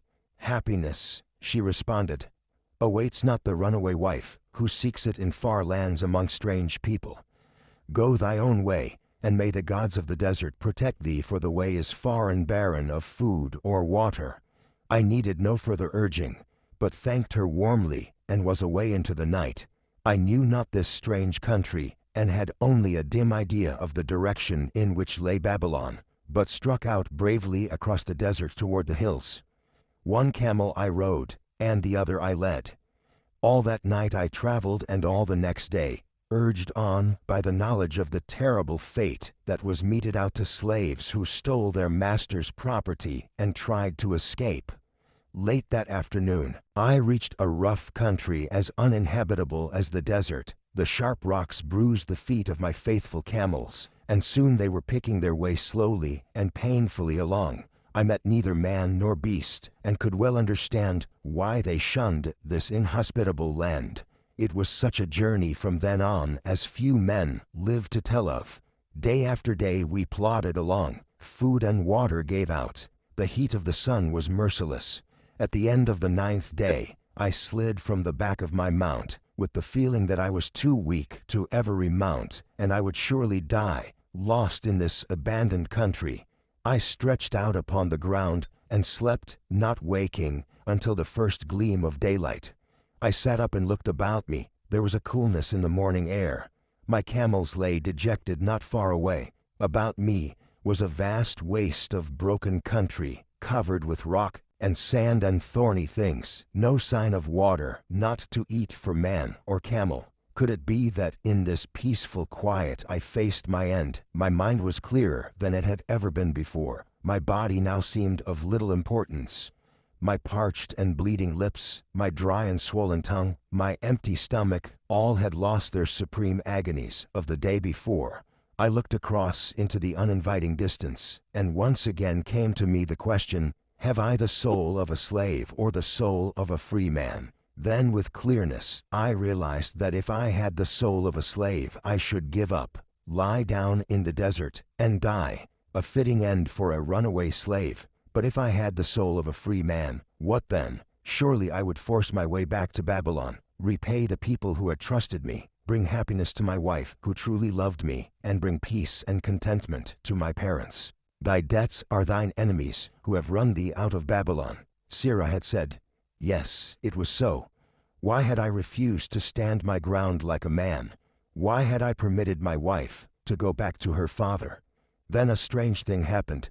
All the world seemed to be of a different color, as though I had been looking at it through a colored stone, which had suddenly been removed. At last, I saw the true values in life. Die in the desert, not I. With a new vision I saw the things that I must do. First I would go back to Babylon and face every man to whom I owed an unpaid debt. I should tell them that after years of wandering and misfortune I had come back to pay my debts as fast as the gods would permit. Next I should make a home for my wife, and become a citizen of whom my parents should be proud. My debts were my enemies, but the men I owed were my friends, for they had trusted me and believed in me. I staggered weakly to my feet. What mattered hunger? What mattered thirst? They were but incidents on the road to Babylon. Within me surged the soul of a free man, going back to conquer his enemies and reward his friends. I thrilled with the great resolve. The glazed eyes of my camels brightened at the new note in my husky voice. With great effort, after many attempts, they gained their feet.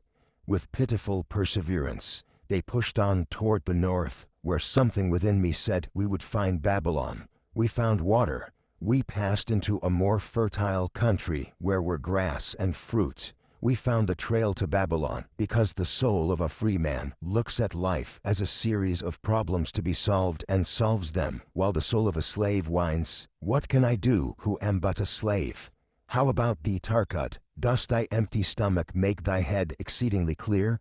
Art ready to take the road that leads back to self-respect? Canst thou see the world in its true color?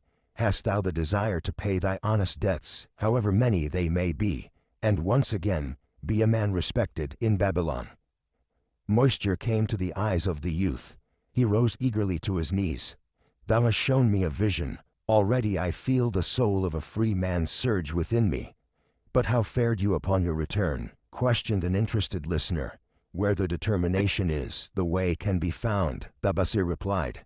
I now had the determination, so I set out to find a way. First I visited every man to whom I was indebted, and begged his indulgence until I could earn that with which to repay. Most of them met me gladly. Several reviled me, but others offered to help me. One indeed did give me the very help I needed. It was Mathan, the gold lender. Learning that I had been a camel tender in Syria, he sent me to old Nebatur, the camel trader, just commissioned by our good king to purchase many herds of sound camels for the great expedition. With him, my knowledge of camels I put to good use. Gradually, I was able to repay every copper and every piece of silver. Then at last, I could hold up my head and feel that I was an honorable man among men. Again Dabasir turned to his food. "Kauskor, thou snail," he called loudly to be heard in the kitchen. "The food is cold. Bring me more meat fresh from the roasting. Bring thou also a very large portion for Tarkut, the son of my old friend, who is hungry and shall eat with me."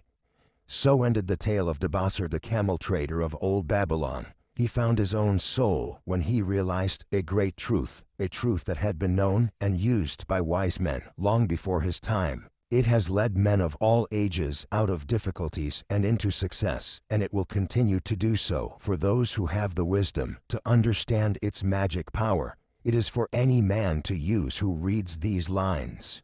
Where the determination is, the way can be found. The clay tablets from Babylon. St. Swithin's College, Nottingham University, Newark-on-Trent, Nottingham. Professor Franklin Caldwell, care of British Scientific Expedition, Hilla, Mesopotamia, October 21, 1934. My dear Professor, the 5 clay tablets from your recent excavation in the ruins of Babylon arrived on the same boat with your letter. I have been fascinated no end, and have spent many pleasant hours translating their inscriptions. I should have answered your letter at once, but delayed until I could complete the translations which are attached. The tablets arrived without damage, thanks to your careful use of preservatives and excellent packing. You will be as astonished as we in the laboratory at the story they relate. One expects the dim and distant past to speak of romance and adventure, Arabian Nights sort of things, you know, when instead it discloses the problem of a person named Dabasir to pay off his debts. One realizes that conditions upon this old world have not changed as much in 5,000 years as one might expect. It's odd, you know, but these old inscriptions rather rage me, as the students say. Being a college professor, I am supposed to be a thinking human being, possessing a working knowledge of most subjects. Yet, here comes this old chap out of the dust-covered ruins of Babylon to offer a way I had never heard of to pay off my debts and at the same time acquire gold to jingle in my wallet. Pleasant thought, I say, and interesting to prove whether it will work as well nowadays as it did in old Babylon. Mrs. Shrewsbury and myself are planning to try out his plan upon our own affairs, which could be much improved. Wishing you the best of luck in your worthy undertaking, and waiting eagerly another opportunity to assist. I am yours sincerely, Alfred H. Shrewsbury, Department of Archaeology. Tablet No. 1. Now, when the moon becometh full, I, Dabasir, who am but recently returned from slavery in Syria, with the determination to pay my many just debts and become a man of means worthy of respect in my native city of Babylon, do here engrave upon the clay a permanent record of my affairs, to guide and assist me in carrying through my high desires. Under the wise advice of my good friend Mathan, the gold lender, I am determined to follow an exact plan that he doth say will lead any honorable man out of debt into means and self-respect. This plan includeth 3 purposes, which are my hope and desire. First, the plan doth provide for my future prosperity. Therefore, 1/10 of all I earn shall be set aside as my own to keep. For Mathan speaketh wisely when he saith, that man who keepeth in his purse both gold and silver, that he need not spend, is good to his family and loyal to his king. The man who hath but a few coppers in his purse is indifferent to his family and indifferent to his king. But the man who hath naught in his purse is unkind to his family and is disloyal to his king, for his own heart is bitter. Therefore the man who wisheth to achieve must have coin that he may keep to jingle in his purse, that he have in his heart love for his family and loyalty to his king. Second, the plan doth provide that I shall support and clothe my good wife, who hath returned to me with loyalty from the house of her father. For Mathan doth say that to take good care of a faithful wife putteth self-respect into the heart of a man, and addeth strength and determination to his purposes. Therefore 7/10 of all I earn shall be used to provide a home, clothes to wear, and food to eat, with a bit extra to spend, that our lives be not lacking in pleasure and enjoyment. But he doth further enjoin the greatest care that we spend not greater than 7/10 of what I earn for these worthy purposes. Herein lieth the success of the plan. I must live upon this portion, and never use more nor buy what I may not pay for out of this portion. Tablet Num. 2. Third, the plan doth provide that out of my earnings my debts shall be paid. Therefore each time the moon is full, 2/10 of all I have earned shall be divided honorably and fairly among those who have trusted me and to whom I am indebted. Thus, in due time will all my indebtedness be surely paid. Therefore do I here engrave the name of every man to whom I am indebted, and the honest amount of my debt. Faru, the cloth weaver, 2 silver, 6 copper. Sinjar, the couch maker, 1 silver. Ahmar, my friend, 3 silver, 1 copper. Zankar, my friend, 4 silver, 7 copper. Askamir, my friend, 1 silver, 3 copper. Harinsir, the jewel maker, 6 silver, 2 copper. Diarbeker, my father's friend, 4 silver, 1 copper. Alkahat, the house owner, 14 silver. Mathon, the gold lender, 9 silver. Birajik, the farmer, 1 silver, 7 copper. From here on, disintegrated, cannot be deciphered. Tablet Num. 3. To these creditors do I owe in total 119 pieces of silver and 141 pieces of copper.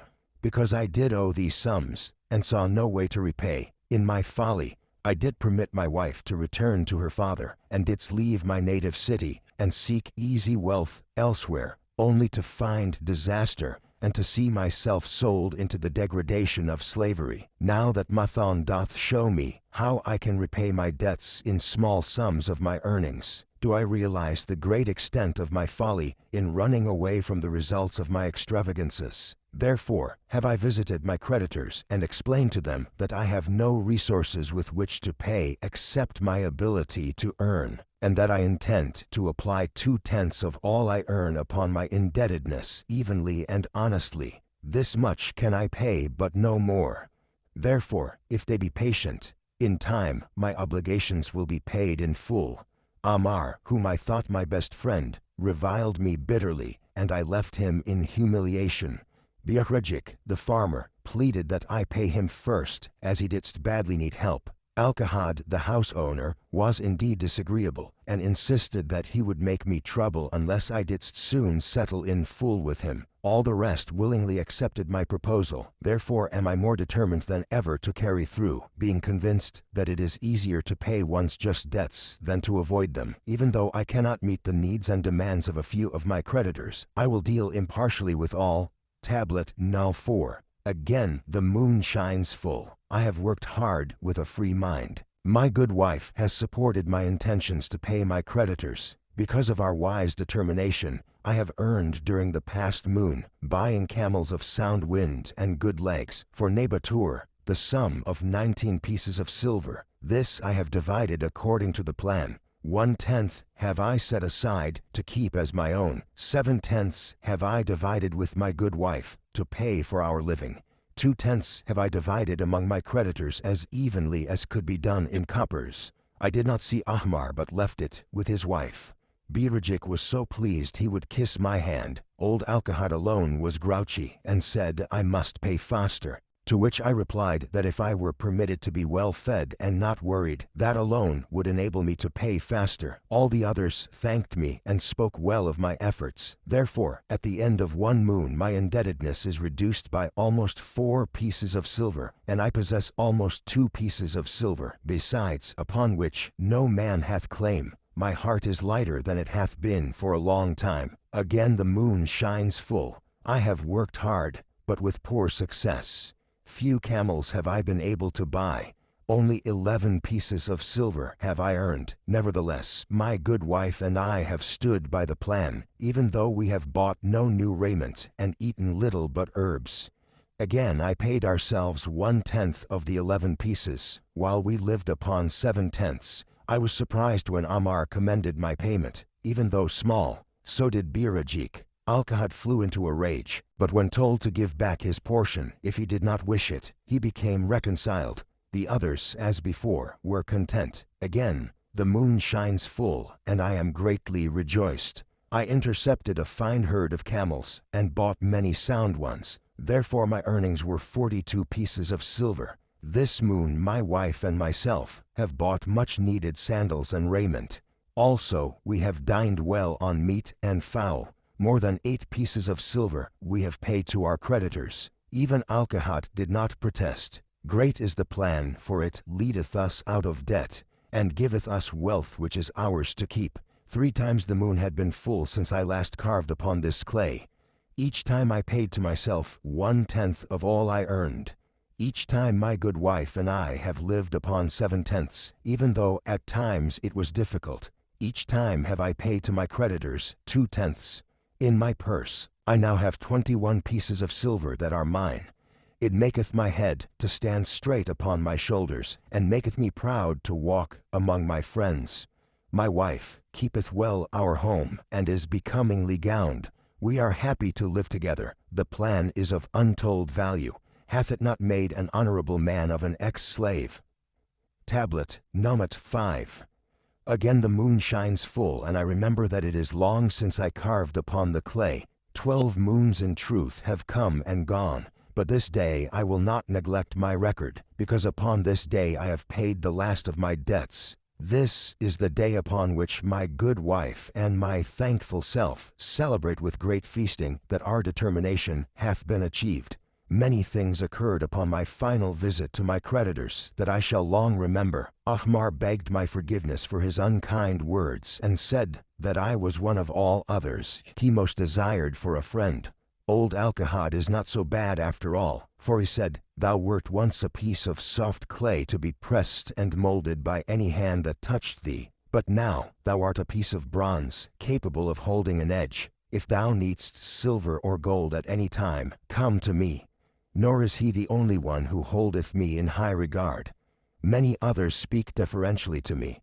My good wife looketh upon me with a light in her eyes that doth make a man have confidence in himself. Yet it is the plan that hath made my success. It hath enabled me to pay all my debts and to jingle both gold and silver in my purse. I do commend it to all who wish to get ahead. For truly, if it will enable an ex-slave to pay his debts and have gold in his purse, will it not aid any man to find independence? Nor am I myself finished with it, for I am convinced that if I follow it further, it will make me rich among men. St. Swithin's College, Nottingham University, Newark-on-Trent, Nottingham Professor Franklin Caldwell, care of British Scientific Expedition, Hilla, Mesopotamia, November 7th, 1936. My dear Professor, if in your further digging into those ruins of Babylon you encountered the ghost of a former resident, an old camel trader named Dabasir, do me a favor. Tell him that his scribbling upon those clay tablets so long ago has earned for him the lifelong gratitude of a couple of college folks back here in England. You will possibly remember my writing a year ago that Mrs. Shrewsbury and myself intended to try his plan for getting out of debt and at the same time having gold to jingle. You may have guessed, even though we tried to keep it from our friends, our desperate straits, we were frightfully humiliated for years by a lot of old debts, and worried sick for fear some of the tradespeople might start a scandal that would force me out of the college. We paid and paid, every shilling we could squeeze out of income, but it was hardly enough to hold things even. Besides, we were forced to do all our buying where we could get further credit regardless of higher costs. It developed into one of those vicious circles that grow worse instead of better. Our struggles were getting hopeless. We could not move to less costly rooms because we owed the landlord. There did not appear to be anything we could do to improve our situation. Then here comes your acquaintance, the old camel trader from Babylon, with a plan to do just what we wished to accomplish. He jolly well stirred us up to follow his system. We made a list of all our debts, and I took it around and showed it to everyone we owed. I explained how it was simply impossible for me to ever pay them the way things were going along. They could readily see this themselves from the figures. Then I explained that the only way I saw to pay in full was to set aside 20% of my income each month to be divided pro rata, which would pay them in full in a little over 2 years. That, in the meantime, we would go on a cash basis and give them the further benefit of our cash purchases. They were really quite decent. Our greengrocer, a wise old chap, put it in a way that helped to bring around the rest. If you pay for all you buy and then pay some on what you owe, that is better than you have done, for ye ain't paid down the account none in 3 years. Finally, I secured all their names to an agreement, binding them not to molest us, as long as the 20% of income was paid regularly. Then, we began scheming on how to live upon 70%. We were determined to keep that extra 10% to jingle. The thought of silver and possibly gold was most alluring. It was like having an adventure to make the change. We enjoyed figuring this way and that, to live comfortably upon that remaining 70%. We started with rent and managed to secure a fair reduction. Next, we put our favorite brands of tea and such under suspicion and were agreeably surprised how often we could purchase superior qualities at less cost. It is too long a story for a letter, but anyhow it did not prove difficult. We managed, and right cheerfully at that. What a relief it proved to have our affairs in such a shape. We were no longer persecuted by past due accounts. I must not neglect, however, to tell you about that extra 10% we were supposed to jingle. Well, we did jingle it for some time. Now don't laugh too soon. You see, that is the sporty part. It is the real fun to start accumulating money that you do not want to spend. There is more pleasure in running up such a surplus than there could be in spending it. After we had jingled to our heart's content, we found a more profitable use for it. We took up an investment upon which we could pay that 10% each month. This is proving to be the most satisfying part of our regeneration. It is the first thing we pay out of my check.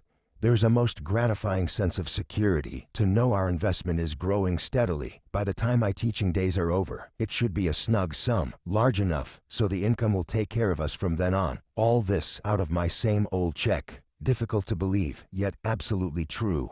All our debts being gradually paid, and at the same time our investment increasing. Besides, we get along financially even better than before. Who would believe there could be such a difference in results between following a financial plan and just drifting along? At the end of the next year, when all our old bills shall have been paid, we will have more to pay upon our investment, besides some extra for travel. We are determined never again to permit our living expenses to exceed 70% of our income. Now you can understand why we would like to extend our personal thanks to that old chap whose plan saved us from our hell on earth. He knew. He had been through it all. He wanted others to benefit from his own bitter experiences. That is why he spent tedious hours carving his message upon the clay. He had a real message for fellow sufferers, a message so important that after 5,000 years it has risen out of the ruins of Babylon, just as true and just as vital as the day it was buried. Yours sincerely,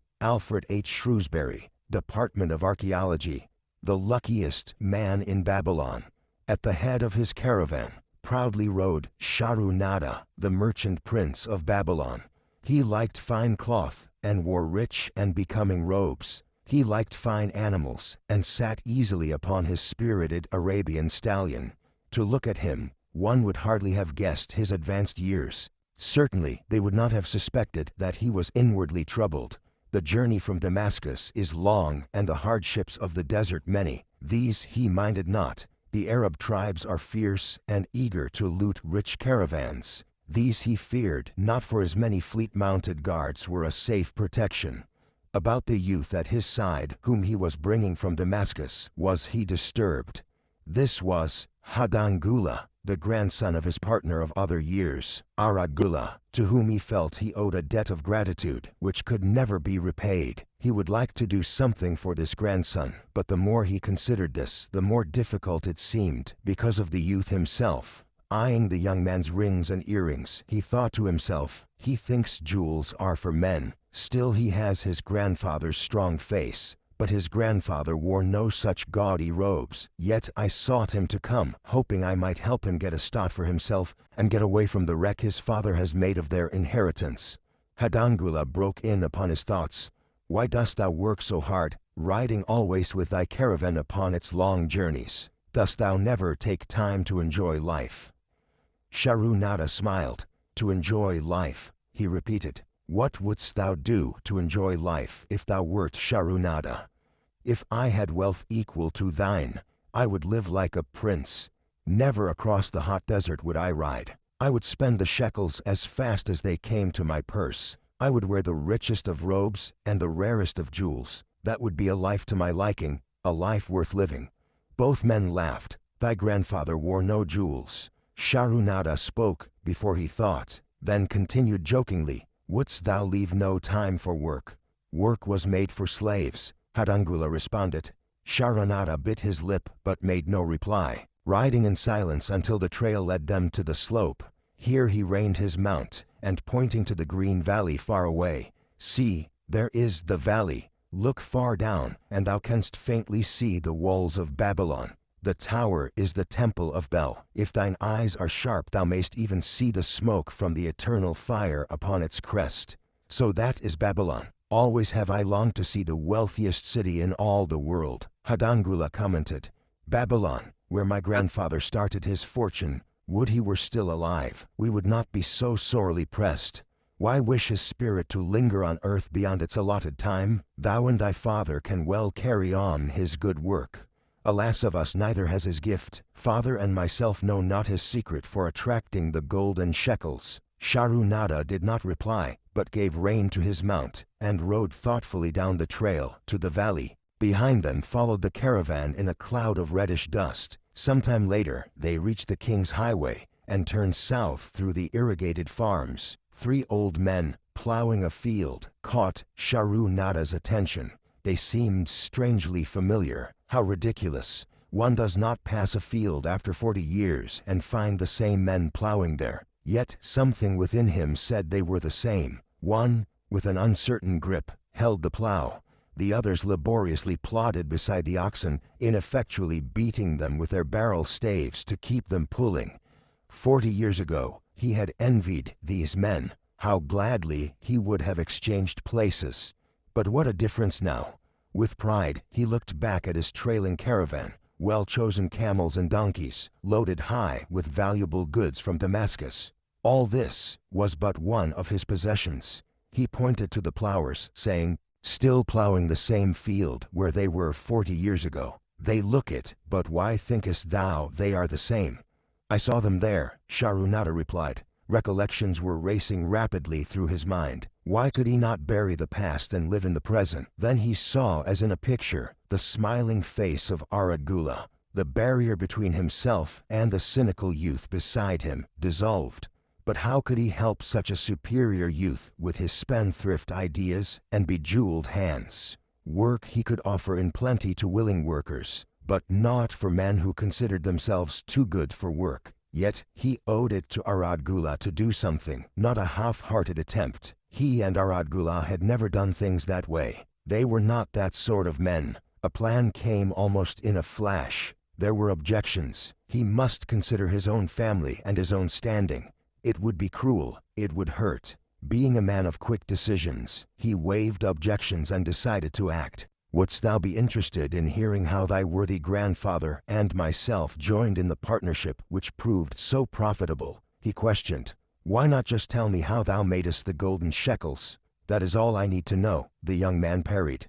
Sharunada ignored the reply and continued, "We start with those men plowing. I was no older than thou.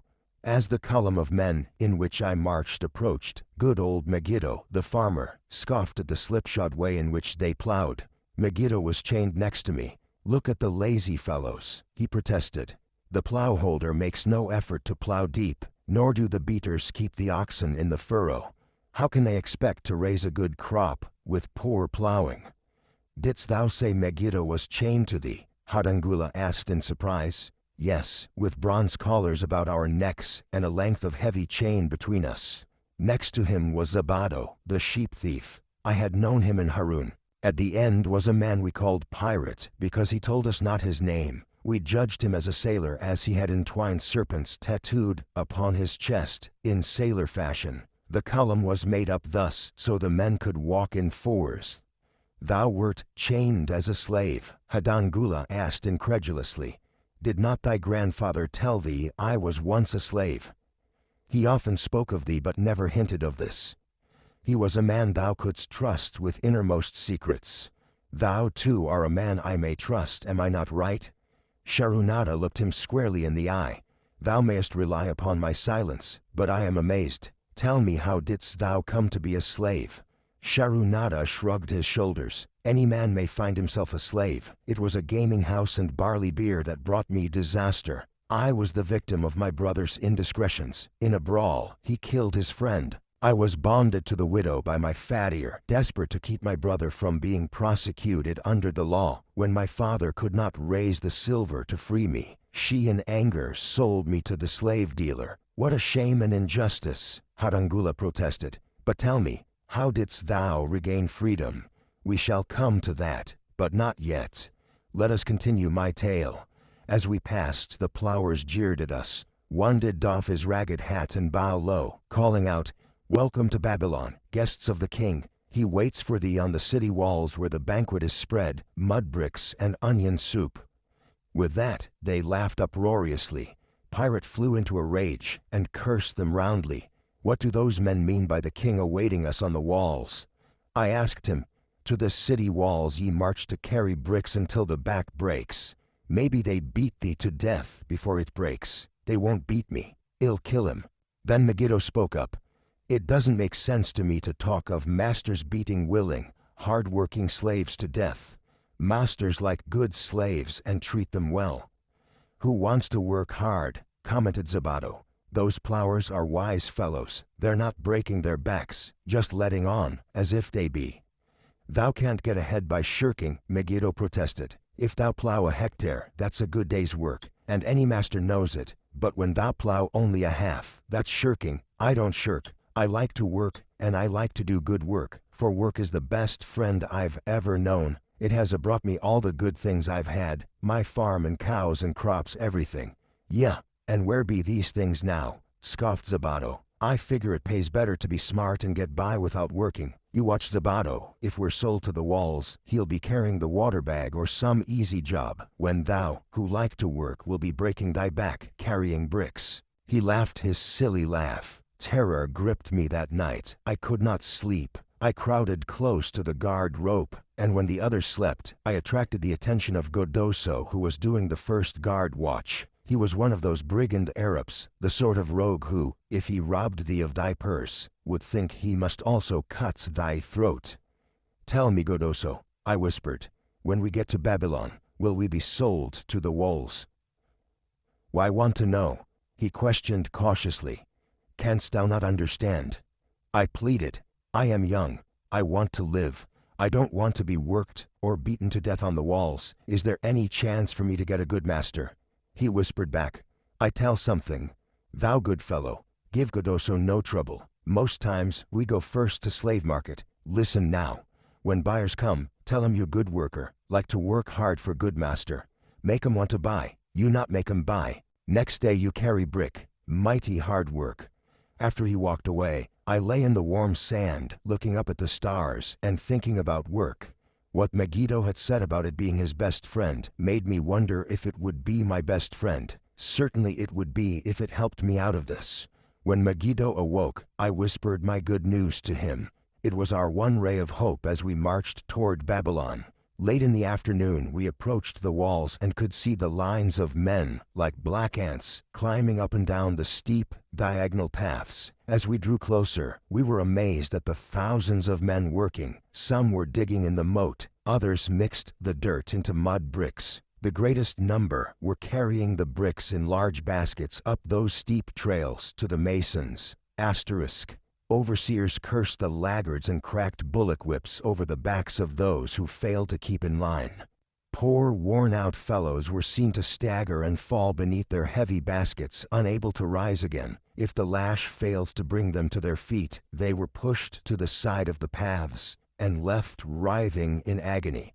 Soon they would be dragged down to join other craven bodies beside the roadway to await unsanctified graves. As I beheld the ghastly sight, I shuddered. So this was what awaited my father's son if he failed at the slave market. The famous works of ancient Babylon, its walls, temples, hanging gardens and great canals, were built by slave labor, mainly prisoners of war, which explains the inhuman treatment they received. This force of workmen also included many citizens of Babylon and its provinces who had been sold into slavery because of crimes or financial troubles. It was a common custom for men to put themselves, their wives or their children, up as a bond to guarantee payment of loans, legal judgments, or other obligations. In case of default, those so bonded were sold into slavery. Godoso had been right. We were taken through the gates of the city to the slave prison, and next morning marched to the pens in the markets. Here the rest of the men huddled in fear, and only the whips of our guard could keep them moving so the buyers could examine them.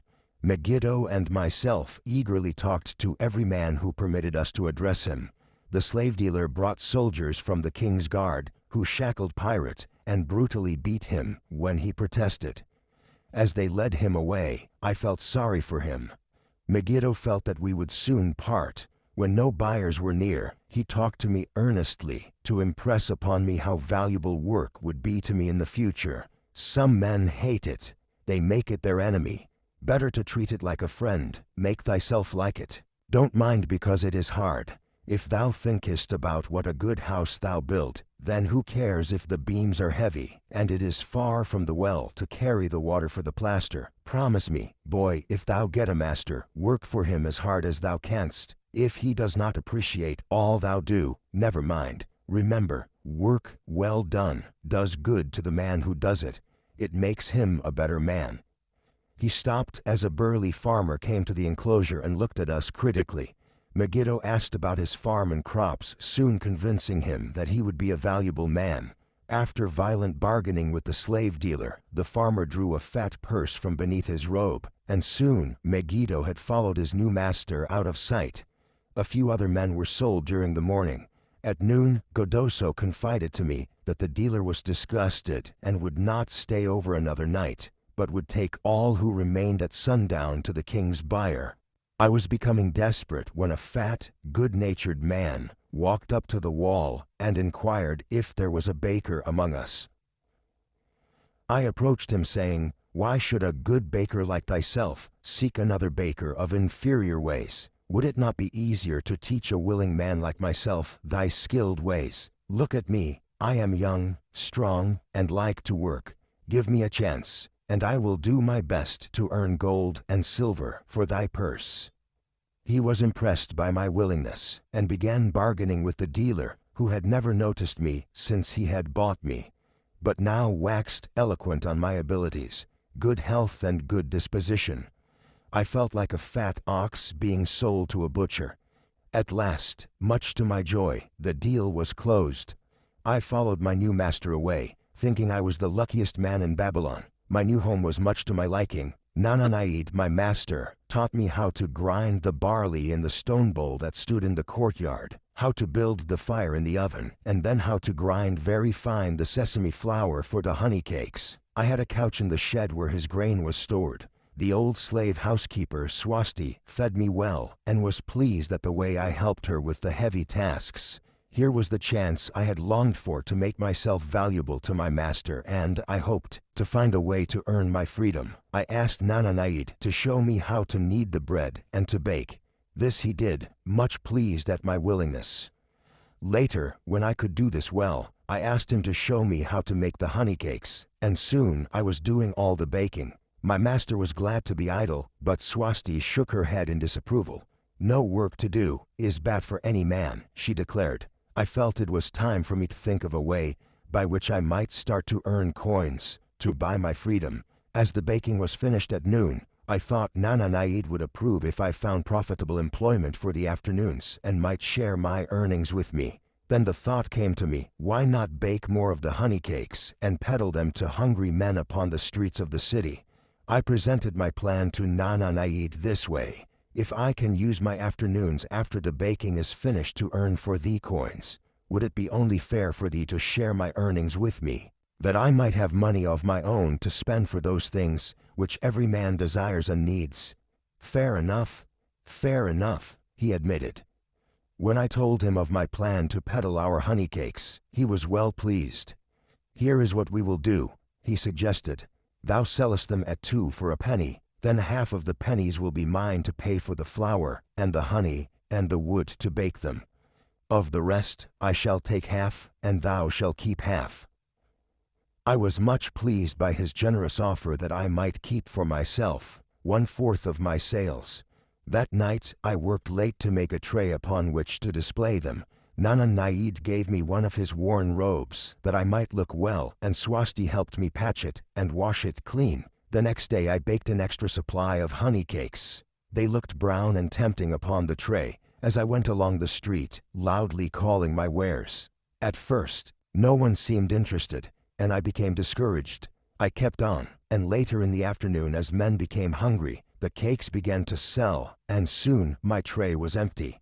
Nananaid was well pleased with my success, and gladly paid me my share. I was delighted to own pennies. Megiddo had been right when he said a master appreciated good work from his slaves. That night I was so excited over my success, I could hardly sleep, and tried to figure how much I could earn in a year, and how many years would be required to buy my freedom. As I went forth with my tray of cakes every day, I soon found regular customers. One of these was none other than thy grandfather, Aradgula. He was a rug merchant, and sold to the housewives, going from one end of the city the other, accompanied by a donkey loaded high with rugs and a black slave to tend it. He would buy 2 cakes for himself and 2 for his slave, always tarrying to talk with me while they ate them. Thy grandfather said something to me one day that I shall always remember. I like thy cakes, boy, but better still I like the fine enterprise with which thou offerest them. Such spirit can carry thee far on the road to success. But how canst thou understand, Hadangula, what such words of encouragement could mean to a slave boy, lonesome in a great city, struggling with all he had in him to find a way out of his humiliation? As the months went by, I continued to add pennies to my purse. It began to have a comforting weight upon my belt. Work was proving to be my best friend, just as Megiddo had said. I was happy, but Swasti was worried. Thy master, I fear to have him spend so much time at the gaming houses, she protested. I was overjoyed one day to meet my friend Megiddo upon the street. He was leading 3 donkeys loaded with vegetables to the market. I am doing mighty well, he said. My master does appreciate my good work, for now I am a foreman. See, he does trust the marketing to me, and also he is sending for my family. Work is helping me to recover from my great trouble. Someday it will help me to buy my freedom, and once more own a farm of my own. Time went on, and Nana Naid became more and more anxious for me to return from selling. He would be waiting when I returned and would eagerly count and divide our money. He would also urge me to seek further markets and increase my sales. Often I went outside the city gates to solicit the overseers of the slaves building the walls. I hated to return to the disagreeable sights, but found the overseers liberal buyers. One day, I was surprised to see Zabado waiting in line to fill his basket with bricks. He was gaunt and bent, and his back was covered with welts and sores from the whips of the overseers. I was sorry for him, and handed him a cake which he crushed into his mouth like a hungry animal. Seeing the greedy look in his eyes, I ran before he could grab my tray. Why dost thou work so hard? Aradgula said to me one day. Almost the same question thou asked of me today. Dost thou remember? I told him what Megiddo had said about work, and how it was proving to be my best friend. I showed him with pride my wallet of pennies, and explained how I was saving them to buy my freedom. When thou art free, what wilt thou do? He inquired. Then I answered, I intend to become a merchant. At that, he confided in me something I had never suspected. Thou knowest not that I also am a slave. I am in partnership with my master. Stop, demanded Hadangula. I will not listen to lies defaming my grandfather. He was no slave. His eyes blazed in anger. Sharunada remained calm. I honor him for rising above his misfortune and becoming a leading citizen of Damascus. Art thou, his grandson, cast of the same mold? Art thou man enough to face true facts, or dost thou prefer to live under false illusions? Hadangula straightened in his saddle. In a voice suppressed with deep emotion, he replied, My grandfather was beloved by all. Countless were his good deeds. When the famine came, did not his gold buy grain in Egypt, and did not his caravan bring it to Damascus, and distribute it to the people, so none would starve? Now thou sayest, he was but a despised slave in Babylon. Had he remained a slave in Babylon, then he might well have been despised. But when, through his own efforts, he became a great man in Damascus, the gods indeed condoned his misfortunes and honored him with their respect. Sharunada replied. After telling me that he was a slave, Sharunada continued. He explained how anxious he had been to earn his freedom. Now that he had enough money to buy this, he was much disturbed as to what he should do. He was no longer making good sales, and feared to leave the support of his master. I protested his indecision. Cling no longer to thy master. Get once again the feeling of being a free man. Act like a free man and succeed like one. Decide what thou desirest to accomplish, and then work will aid thee to achieve it. He went on his way, saying he was glad I had shamed him for his cowardice. Asterisk. One day I went outside the gates again and was surprised to find a great crowd gathering there. When I asked a man for an explanation, he replied, Hast thou not heard? An escaped slave who murdered one of the king's guards has been brought to justice and will this day be flogged to death for his crime. Even the king himself is to be here." So dense was the crowd about the flogging post, I feared to go near lest my tray of honeycakes be upset. Therefore, I climbed up the unfinished wall to see over the heads of the people. I was fortunate in having a view of Nebuchadnezzar himself as he rode by in his golden chariot. Never had I beheld such grandeur, such robes and hangings of gold cloth and velvet. I could not see the flogging, though I could hear the shrieks of the poor slave. I wondered how one so noble as our handsome king could endure to see such suffering. Yet when I saw he was laughing and joking with his nobles, I knew he was cruel and understood why such inhuman tasks were demanded of the slaves building the walls. After the slave was dead, his body was hung upon a pole by a rope attached to his leg so all might see. As the crowd began to thin, I went close. On the hairy chest, I saw tattooed 2 entwined serpents. It was Pirate. The next time I met Aradgula, he was a changed man. Full of enthusiasm he greeted me. "Behold, the slave thou knewest is now a free man. There was magic in thy words. Already my sales and my profits are increasing. My wife is overjoyed. She was a free woman, the niece of my master. She much desires that we move to a strange city where no man shall know I was once a slave. Thus our children shall be above reproach for their father's misfortune. Work has become my best helper. It has enabled me to recapture my confidence and my skill to sell."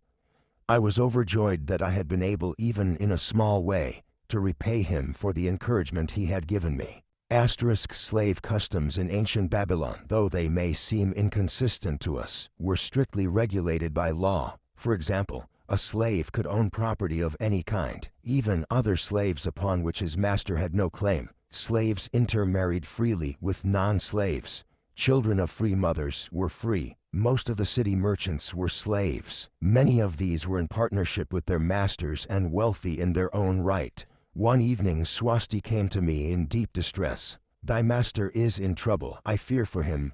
Some months ago he lost much at the gaming tables. He pays not the farmer for his grain nor his honey. He pays not the moneylender. They are angry and threaten him. Why should we worry over his folly? We are not his keepers." I replied thoughtlessly, "Foolish youth, thou understandest not. To the moneylender didst he give thy title to secure a loan. Under the law, he can claim thee and sell thee. I know not what to do.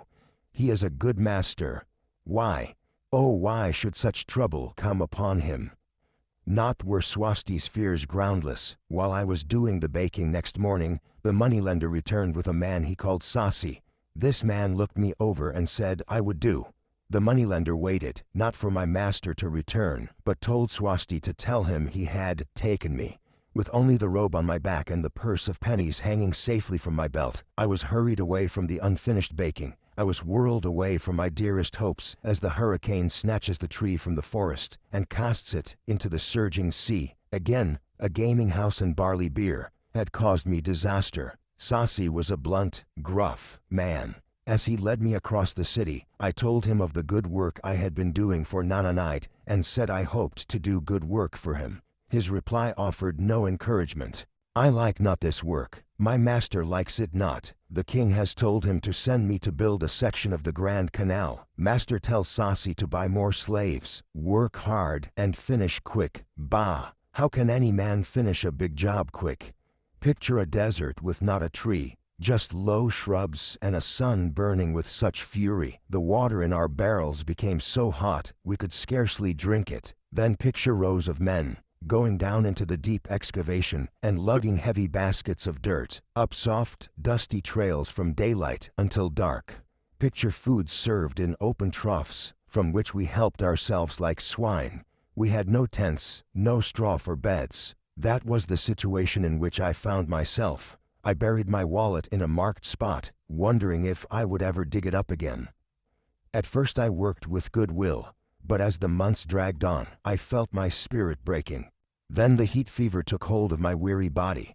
I lost my appetite and could scarcely eat the mutton and vegetables. At night I would toss in unhappy wakefulness. In my misery I wondered if Sabado had not the best plan to shirk and keep his back from being broken in work. Then I recalled my last sight of him and knew his plan was not good. I thought of Pirate with his bitterness and wondered if it might be just as well to fight and kill. The memory of his bleeding body reminded me that his plan was also useless. Then I remembered my last sight of Megiddo. His hands were deeply calloused from hard work, but his heart was light, and there was happiness on his face. His was the best plan, yet I was just as willing to work as Megiddo. He could not have worked harder than I. Why did not my work bring me happiness and success? Was it work that brought Megiddo happiness, or was happiness and success merely in the laps of the gods? Was I to work the rest of my life without gaining my desires, without happiness and success? All of these questions were jumbled in my mind, and I had not an answer. Indeed, I was sorely confused. Several days later, when it seemed that I was at the end of my endurance and my questions still unanswered, Sasi sent for me. A messenger had come from my master to take me back to Babylon. I dug up my precious wallet, wrapped myself in the tattered remnants of my robe, and was on my way. As we rode, the same thoughts of a hurricane whirling me hither and thither kept racing through my feverish brain. I seemed to be living the weird words of a chant from my native town of Haron, besetting a man like a whirlwind, driving him like a storm whose course no one can foliate, whose destiny no one can foretell. Was I destined to be ever thus, punished for I knew not what? What new miseries and disappointments awaited me? When we rode to the courtyard of my master's house, imagine my surprise when I saw Arad Gula awaiting me. He helped me down and hugged me like a long-lost brother. As we went our way, I would have followed him as a slave should follow his master, but he would not permit me. He put his arm about me, saying, "I hunted everywhere for thee." When I had almost given up hope, I did meet Swasti, who told me of the moneylender who directed me to thy noble owner. A hard bargain he did drive and made me pay an outrageous price, but thou art worth it. Thy philosophy and thy enterprise have been my inspiration to this new success. Megiddo's philosophy, not mine, I interrupted. Megiddo's and thine. Thanks to thee both, we are going to Damascus, and I need thee for my partner. See, he exclaimed, in one moment thou wilt be a free man. So saying, he drew from beneath his robe the clay tablet carrying my title. This he raised above his head, and hurled it to break in 100 pieces upon the cobblestones. With glee he stamped upon the fragments until they were but dust. Tears of gratitude filled my eyes. I knew I was the luckiest man in Babylon. Work, thou see by this, in the time of my greatest distress, didst prove to be my best friend. My willingness to work enabled me to escape from being sold to join the slave gangs upon the walls. It also so impressed thy grandfather he selected me for his partner. Then Hadangula questioned, was work my grandfather's secret key to the golden shekels? It was the only key he had when I first knew him. Sharunada replied, thy grandfather enjoyed working. The gods appreciated his efforts and rewarded him liberally. I begin to see, Hadangula was speaking thoughtfully. Work attracted his many friends, who admired his industry and the success it brought. Work brought him the honors he enjoyed so much in Damascus. Work brought him all those things I have approved, and I thought work was fit only for slaves. Life is rich with many pleasures for men to enjoy. Sharunada commented, each has its place. I am glad that work is not reserved for slaves. Were that the case, I would be deprived of my greatest pleasure. Many things do I enjoy, but nothing takes the place of work. Sharunada and Hadangula rode in the shadows of the towering walls up to the massive bronze gates of Babylon. At their approach, the gate guards jumped to attention and respectfully saluted an honored citizen. With head held high, Sharunada led the long caravan through the gates and up the streets of the city. I have always hoped to be a man like my grandfather, Hadangula confided to him. Never before did I realize just what kind of man he was. This thou hast shown me. Now that I understand, I do admire him all the more, and feel more determined to be like him. I fear I can never repay thee for giving me the true key to his success.